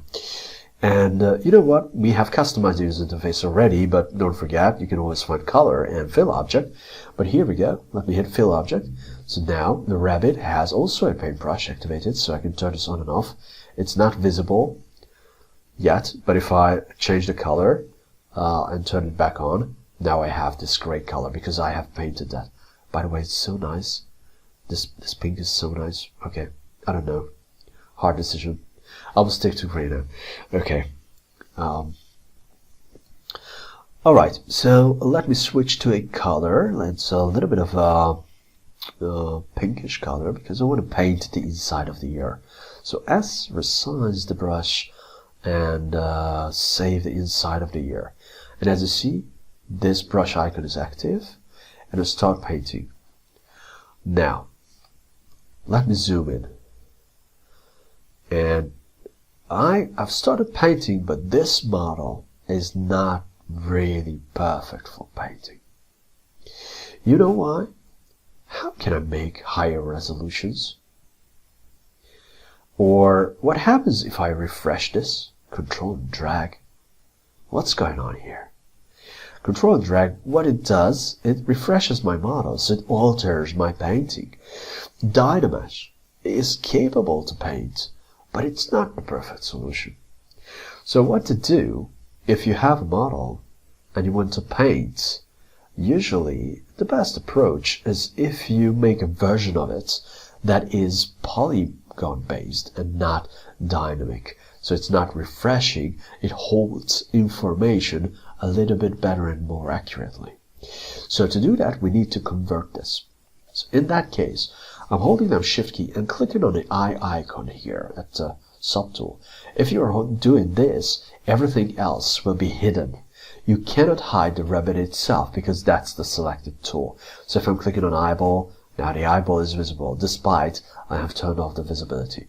So clicking on rabbit, and I will duplicate this guy. Duplicate. And the new rabbit will be named to rabbit ZRemesher. ZRemesher. Okay, great. Because it will be a remeshed model. Now Shift F, polyframe, to see how dense it is. It's really dense. I don't need the other model yet, but I will use it. This is very important to duplicate your models. Okay, because the technique I'm showing to you requires to have the other model present. Alright, go walk down Geometry. And DynaMesh, we don't care about DynaMesh now, so you can turn this off. And we're looking for ZRemesher. And symmetry is active. We want a symmetrical model generated. And the polygons count is set to 5. I can actually lower this down to 2.5. Alright, 5 means it could be 5,000 or it should be 5,000. Usually it can't really reach the exact values, but 5 means middle density. But usually my advice is to go as low as the model allows you to go. So if you feel that you are losing details so much, then it's too low. But if you still recognize the hands are still looking somewhat okay, then it's good. Then it's a good low resolution. All right, symmetry is on. I do nothing. I changed nothing. Just hit ZRemesher and wait for it. So this is a little bit slow now, and it will try to make it symmetrical. If symmetry X is not turned on, the model won't be symmetrical. There is 2 algorithms for this button itself. You can press it as it is, or you can use Alt and press that button while you are pressing Alt. Then the other algorithm will create a different type of structure.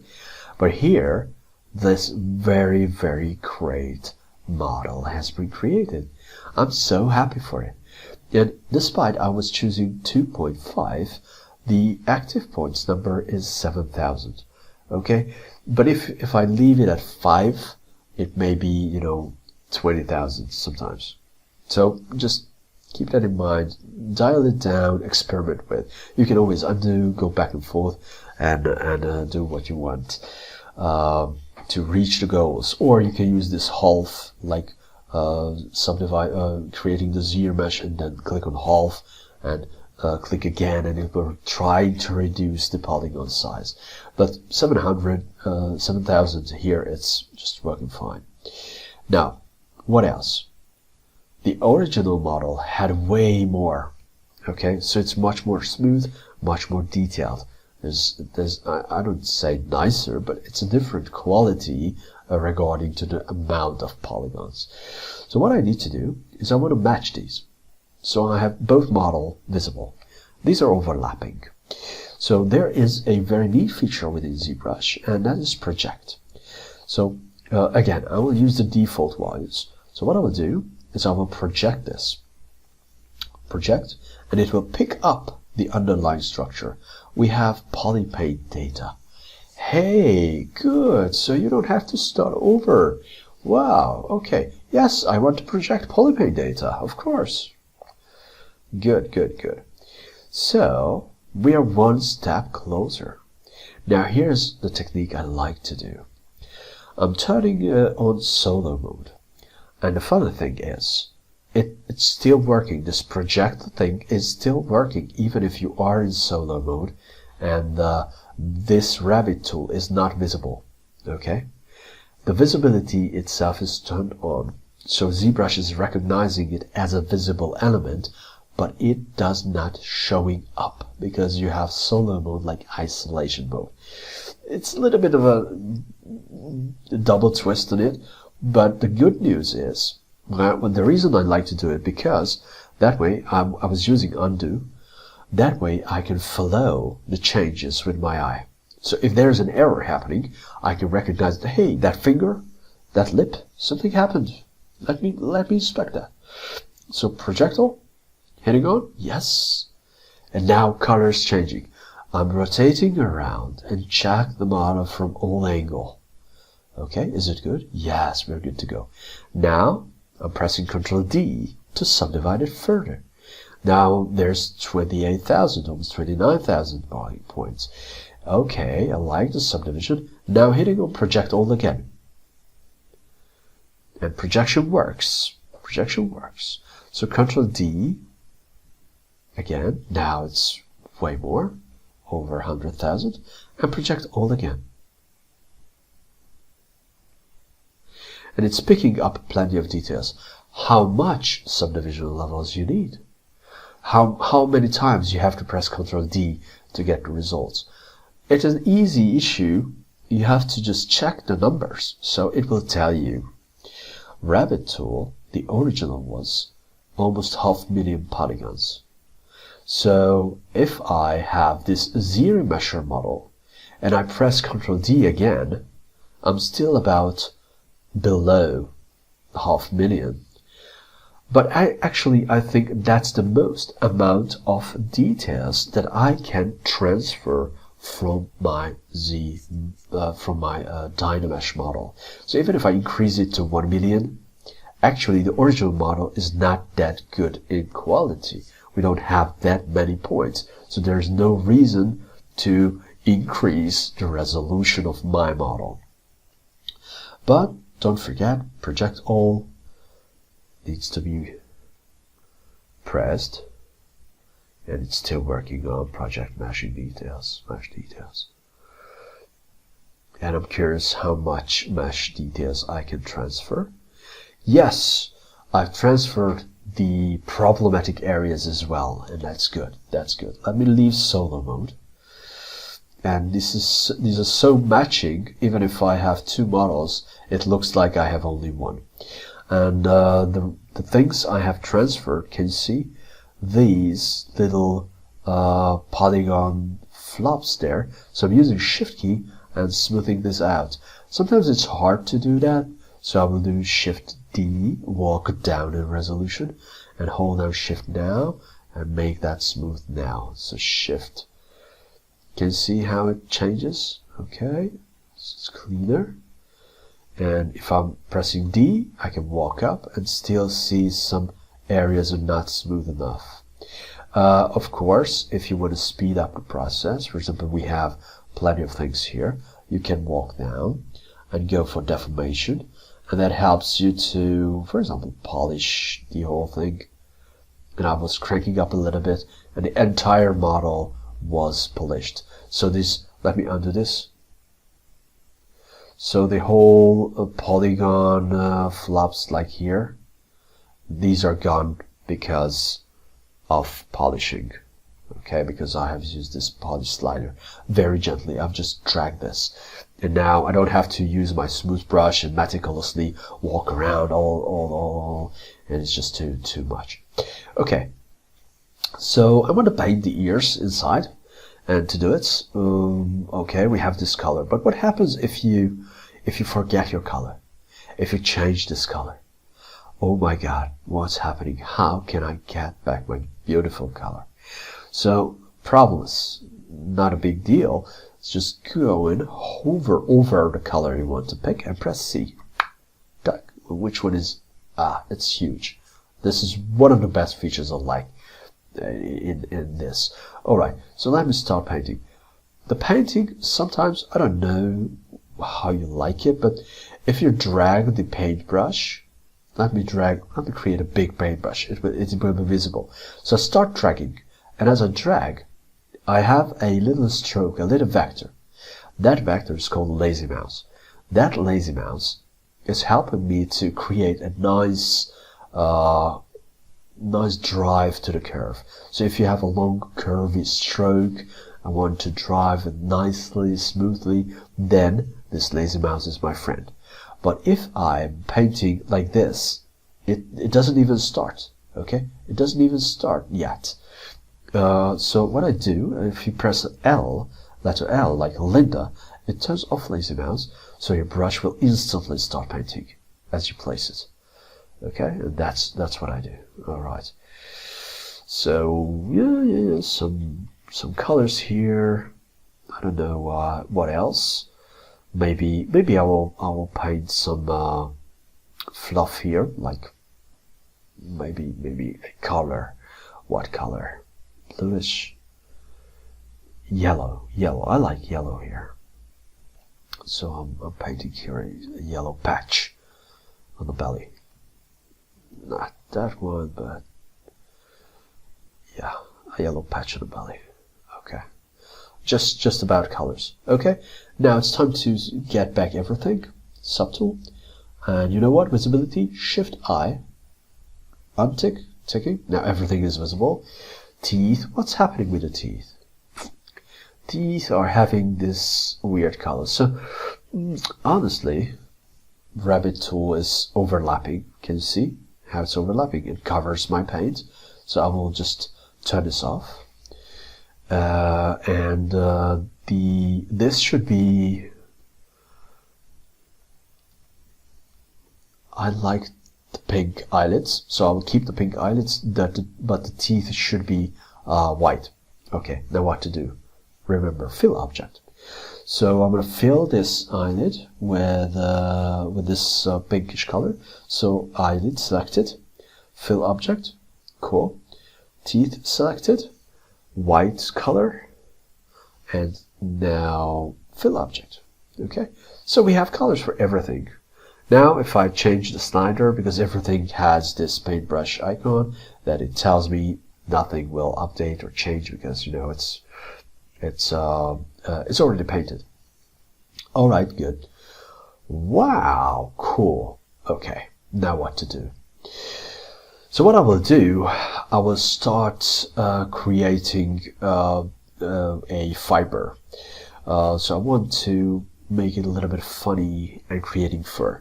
Now, if you want to pose your model, my suggestion is to quickly pose the model and then start with the fibers, because fibers are really heavy in density. So it takes quite a lot of computing power, and even with computing power, it will not give you the best results. So what I will do is I will transpose it. I will build a rig, make some changes. I already know how to use ZSphere, and once I have the rig, once I have the changes, I can create the fur. So to do that, going to Z plugin. Z plugin, where are you? It's not Subtool Master, it's Transpose Master. And because I want to use a ZSphere Rig, I will use ZSphere Rig enabled, and then T-pose mesh. Now, these two buttons, let me translate this to you for human language. T-pose mesh means start. T-pose subtool means done. So press this T-pose mesh button to start. It will collect all the information of yours and create a new model. All right, it will create a new model for us. This Z-Rig 1 Rabbit tool. This is a temporary model, so it will not live with you. So what you need to know, this is the center of the body. Okay, don't forget, the first Z-sphere is at pelvis, as a pelvis level. You can do some tricks with it, but for starting out, that's it. Let me switch to E and scale this down a bit. And this is not about volume, okay? So here, think of it as a kind of a skeleton. And you know why? I don't know why, but it's not, right away, it's not symmetrical. So press X is an important thing. So get into front view, move, and Q to create, and I will create some struts for the legs. Moving this out. Ooh, where are you? Zooming in, moving this out, making a little bit smaller brush size, because you know, too big of a brush can cause you troubles while with transforming these things. Okay, from the side view, maybe the whole thing should be somewhere else. Here's the knees. Okay, front, good, Q. And here, it's not about, it's about anatomy. Okay, so the ankle is not on the floor. The ankle is up high here. So please, if you have information, if you remember something about anatomy, or you have studied it sometimes somewhere in space, use that. So I will drag it to this point, make it rotation, scale. Alright, lift this up a bit. And need another one, Q, just for the tip.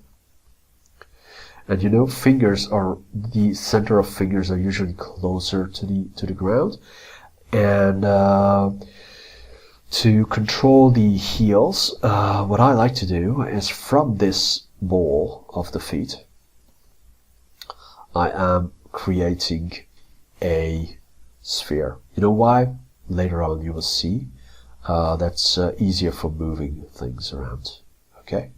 Because if I move this joint, this one, it will drag the heels as well. Okay? So that helps a lot.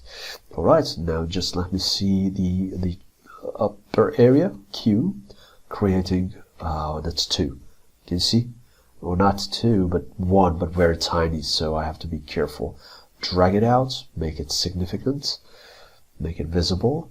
I need a ball joint around the belly, so that's on navel level, Q, and that will be the chest. And this is chest and not shoulder. So from there, maybe lifting this a little bit higher, Q, create, W, move it to the shoulders, great, and Q, and drag, and move,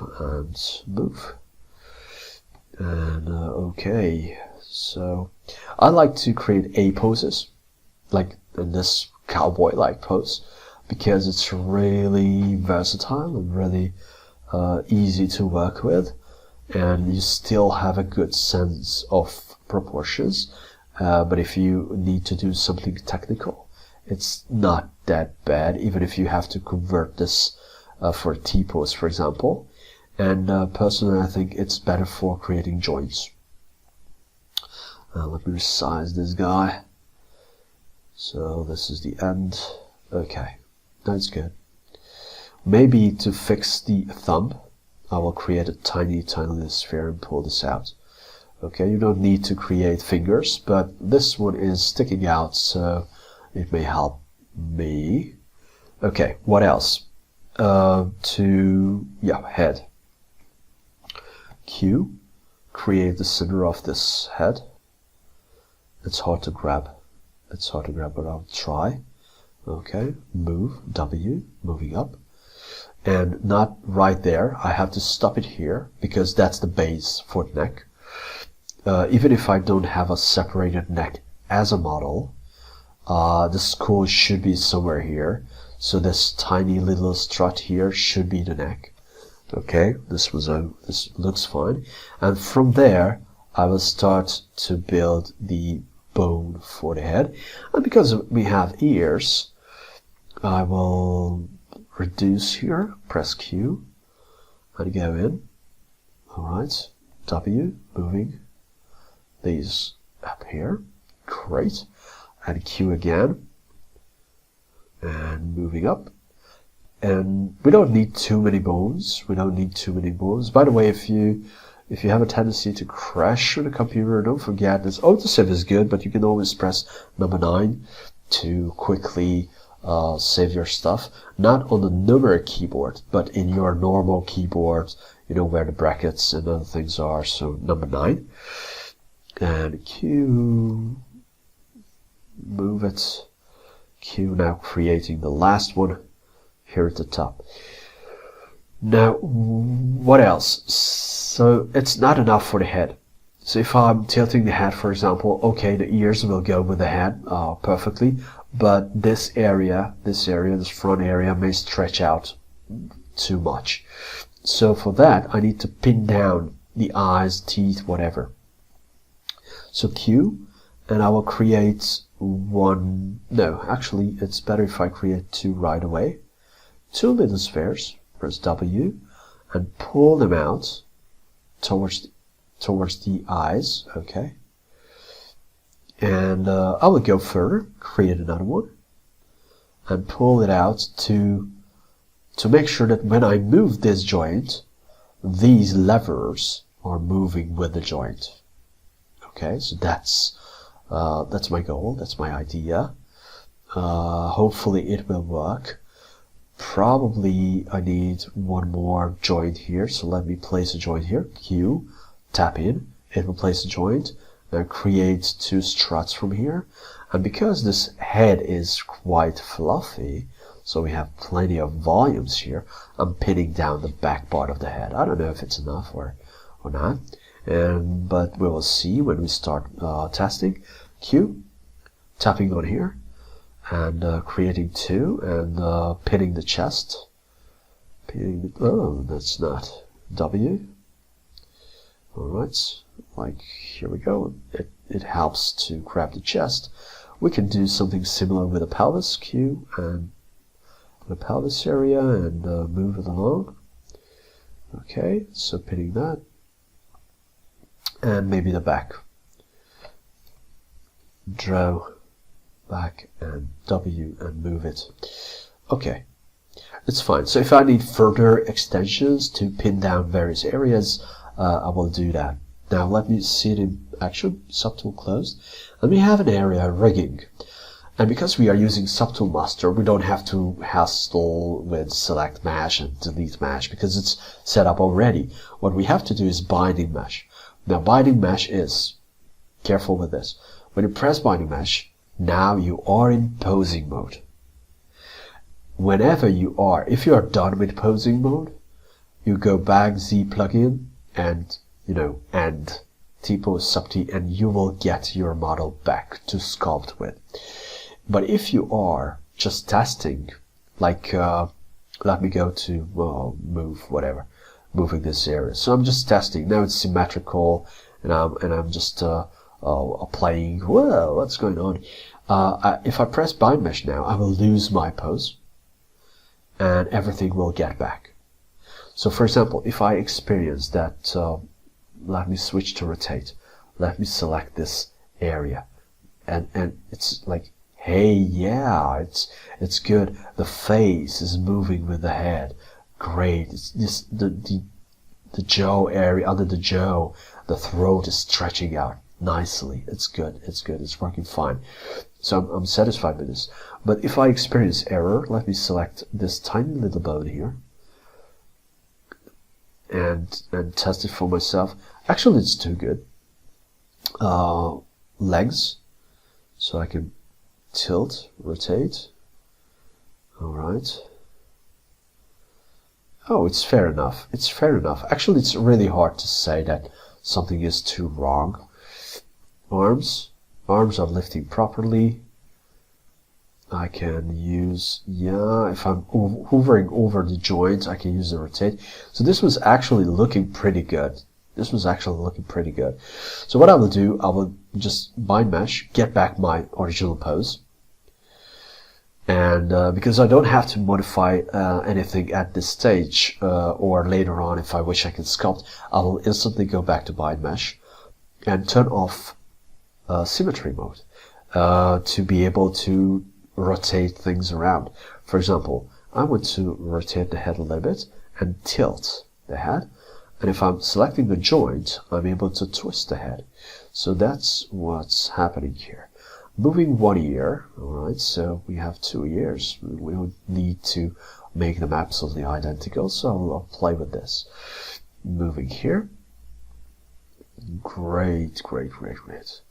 Alright, that's nice. And this arm is lift up. And he's like waving or something. Rotation, slightly. I don't want to break arms now, but yeah. And also, it's not just about lifting arms. So come on, if you trust the artist in yourself, so drag the collarbone and lift that also up. All right, the shoulder should elevate a bit more. This one is a little bit down. This one's a little bit back. That's good. Maybe the whole body is, I should say, it's waving or rotating. I don't know. Let me see this. Oh, still no rabbit tail, but I will live with this, I guess. That will be the funny part of this video. Hey, the man who created a rabbit without the tail. Okay, let me push this forward. Yeah, push this forward a little bit more. Up, down. Yeah. Perspective is off, so one leg is a little bit lifted up.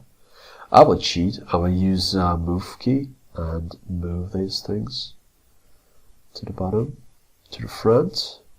Maybe press W or rotation R and tilt this a bit. Yes, that's good. That's fair enough. I can do many changes with Sculpt, and probably I will just rotate this arm a little bit back. So it's like a balancing arm. It's straight, and just to create this nice 3D look. Hey, come on, hi Paul, give me 5. Alright. So funny bunny, yeah. Now here we go. Do not press bind mesh, okay? Do not do it. Just go up there, Z plugin, and use T-pose sub T to get back to your 3D model. So I'm using T-pose sub T and getting back. And ta-da! So here we are. Press Q, and draw mode, and I was tapping in, and now we have the body. And I have a couple errors which I like to fix. So filling up this area or smoothing out this area, for example.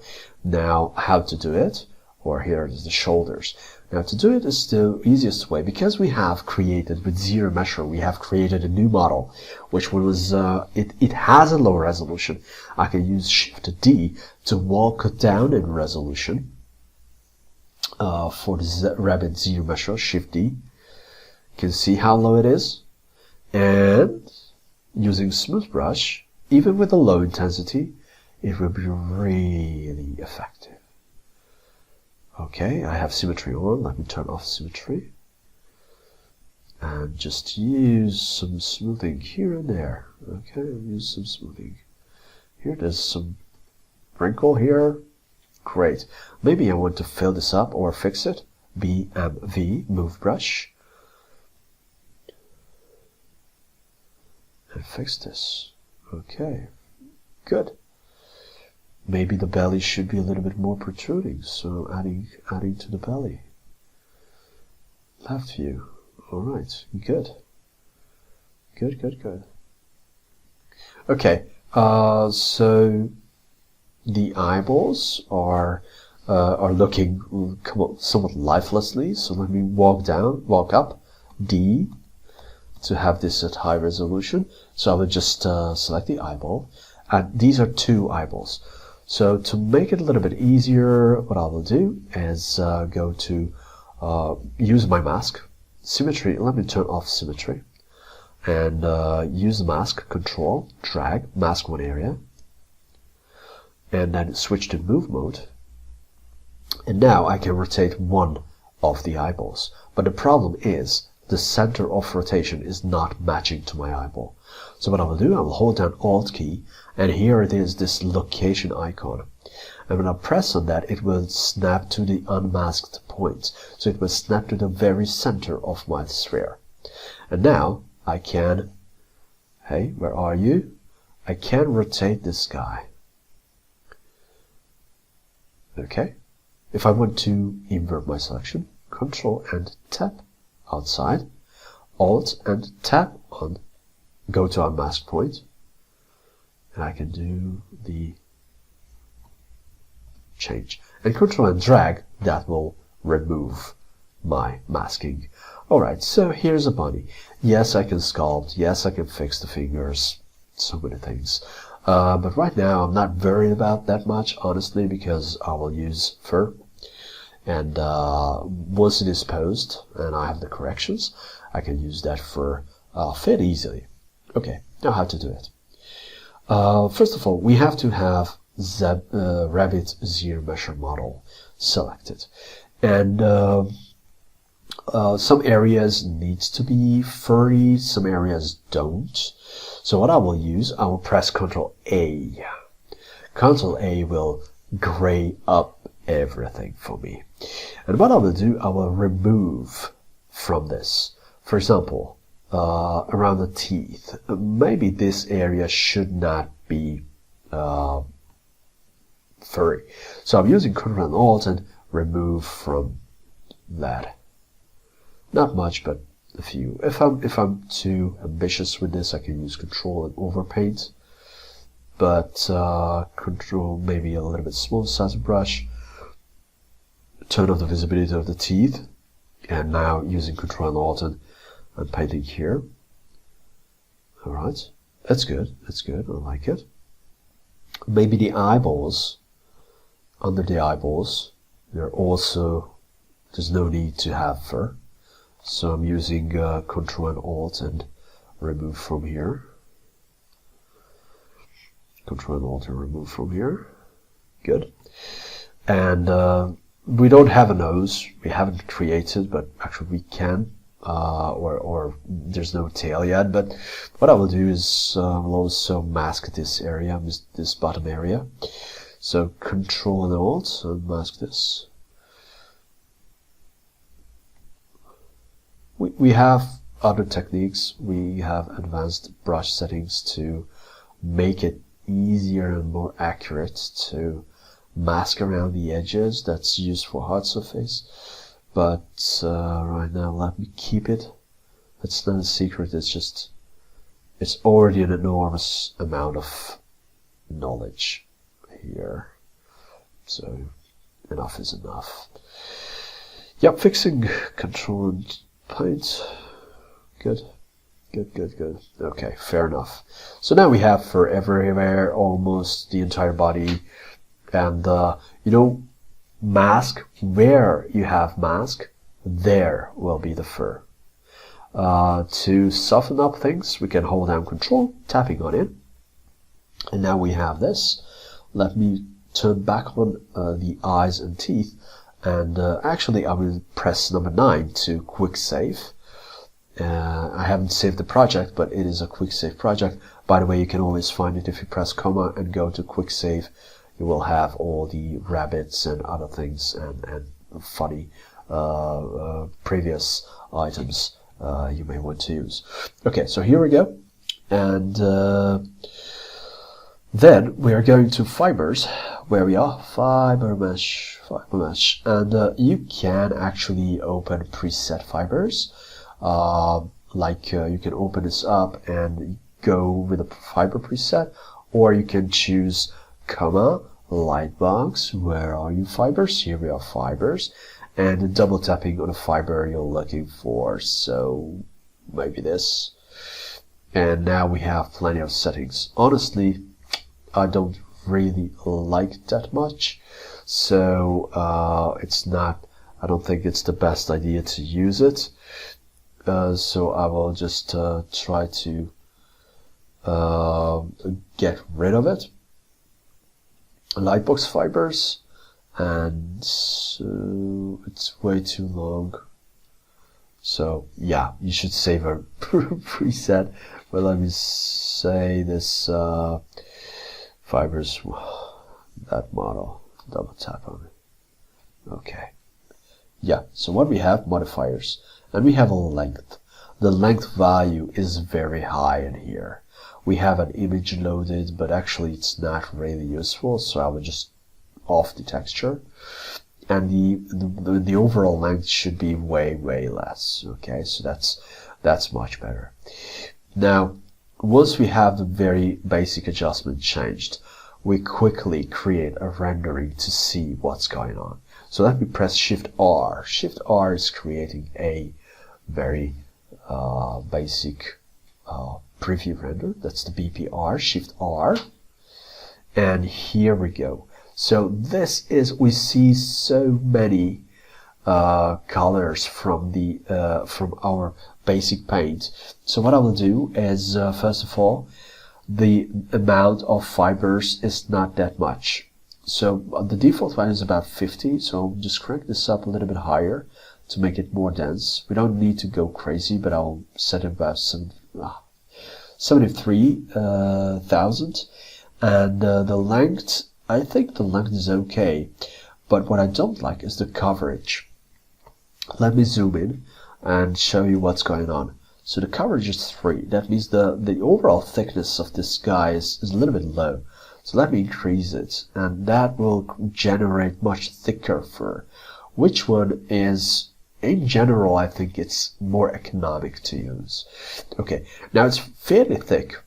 Let me go in and use Shift R to create a render. Shift R, and this is there's no separate render window and ZBrush, so whenever you press Shift R, and it will hold the still, but if you start moving your figure, it will disappear. So if you want to save your picture, you can create a quick save for the picture, like document and export. So if you like what you see, you can always use this document and export.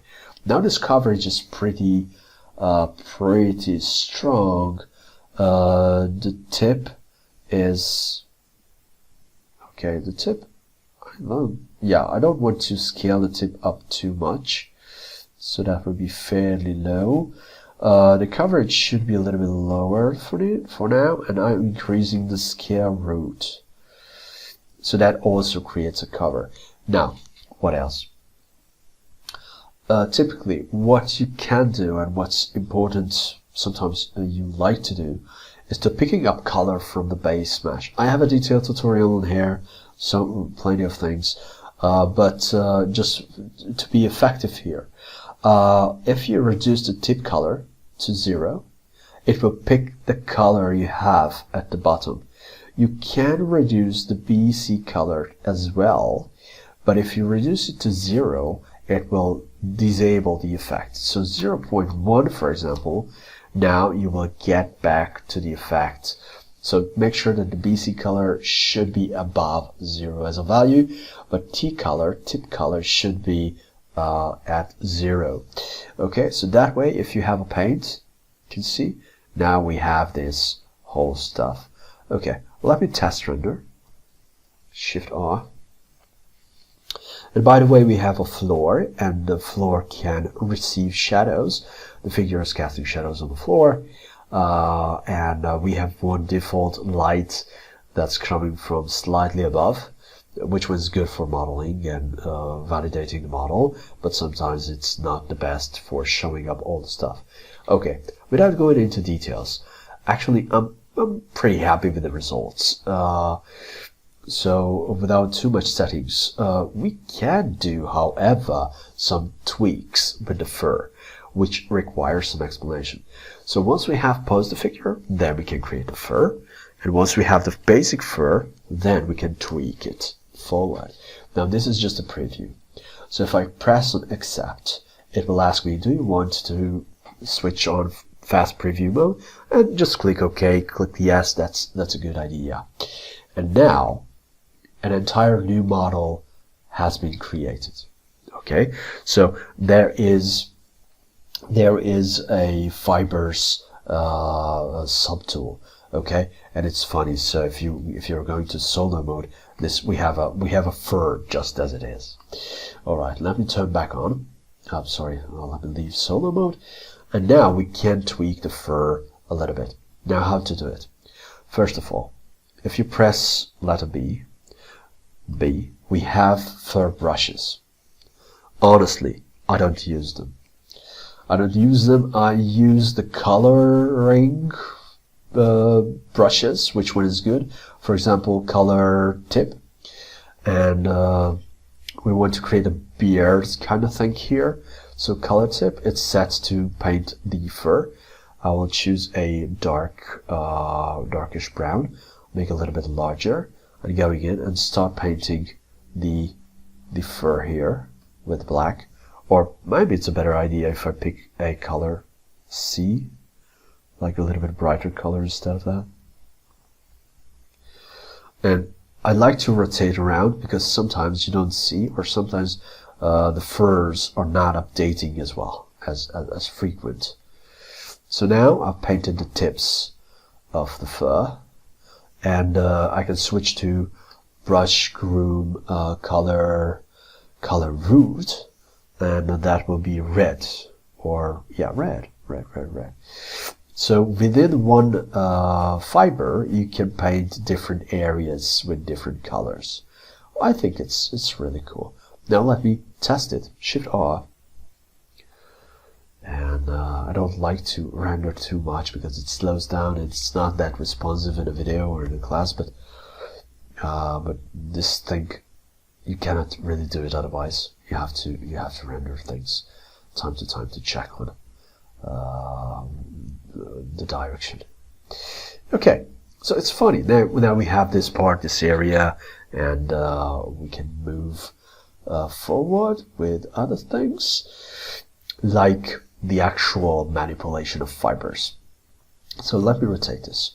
Again, we have plenty of, and you can play with these, but honestly the best option is if you are having a standard move brush, brushes, open up brushes, put it here. If you don't have it, you can just go and use brush and use this hotkey, and BMV, it's a standard move brush here. And what we need to do, first of all, we have FiberMesh. And FiberMesh, so if I just start using the move brush, I can just stretch out fibers like crazy, which one is not a good idea because fibers has segments. So if you cannot stretch it to the end, right? You will reach your limitation, it will look ugly. So what you can do is you can turn on this preserve length, and not at 100%, but somewhat a little bit lower, so you can still stretch things, but it's not that crazy. So let me create, I don't say hairballs, but some of the things around. Now if I grab this, it looks funny, but here's what's happening. On the back side, this move brush alters the fur. So if I undo this, you will see that originally it was pretty furry here. Like, can you see that? And it's happening because we don't have a masking. There's auto masking, and there is a backface mask. So now, if I go to the front, the back side is not affected, or at least not as much as affected. To fix things like this, when the fibers are pushing in, you can use the Alt trick. So holding them Alt with a move brush and moving the brush up and down can help you to pull the fur towards you. Right, so dragging a little bit bigger fur, and now lifting, and backface mask is on, so I have some room to fix things around. I'm using the Alt key now, and just stretching out these furs. Okay, and once I have a couple of tips floating around, I can play with that. Okay. Same thing here, just creating a little bit of I don't know, how should I say it, just weirdness to the ears. More huff. Okay, so that is basically about using FiberMesh and create a very basic stuff. And honestly, what you should know, if I press Shift F, these are now there's a single polygon group of the model, but FiberMeshes can pick up polygon groups. I had no polygroups activated when I was creating the ZRemesher model, but you can actually control and mask an area and press Ctrl+W, and now I have another it's a different polygon group now.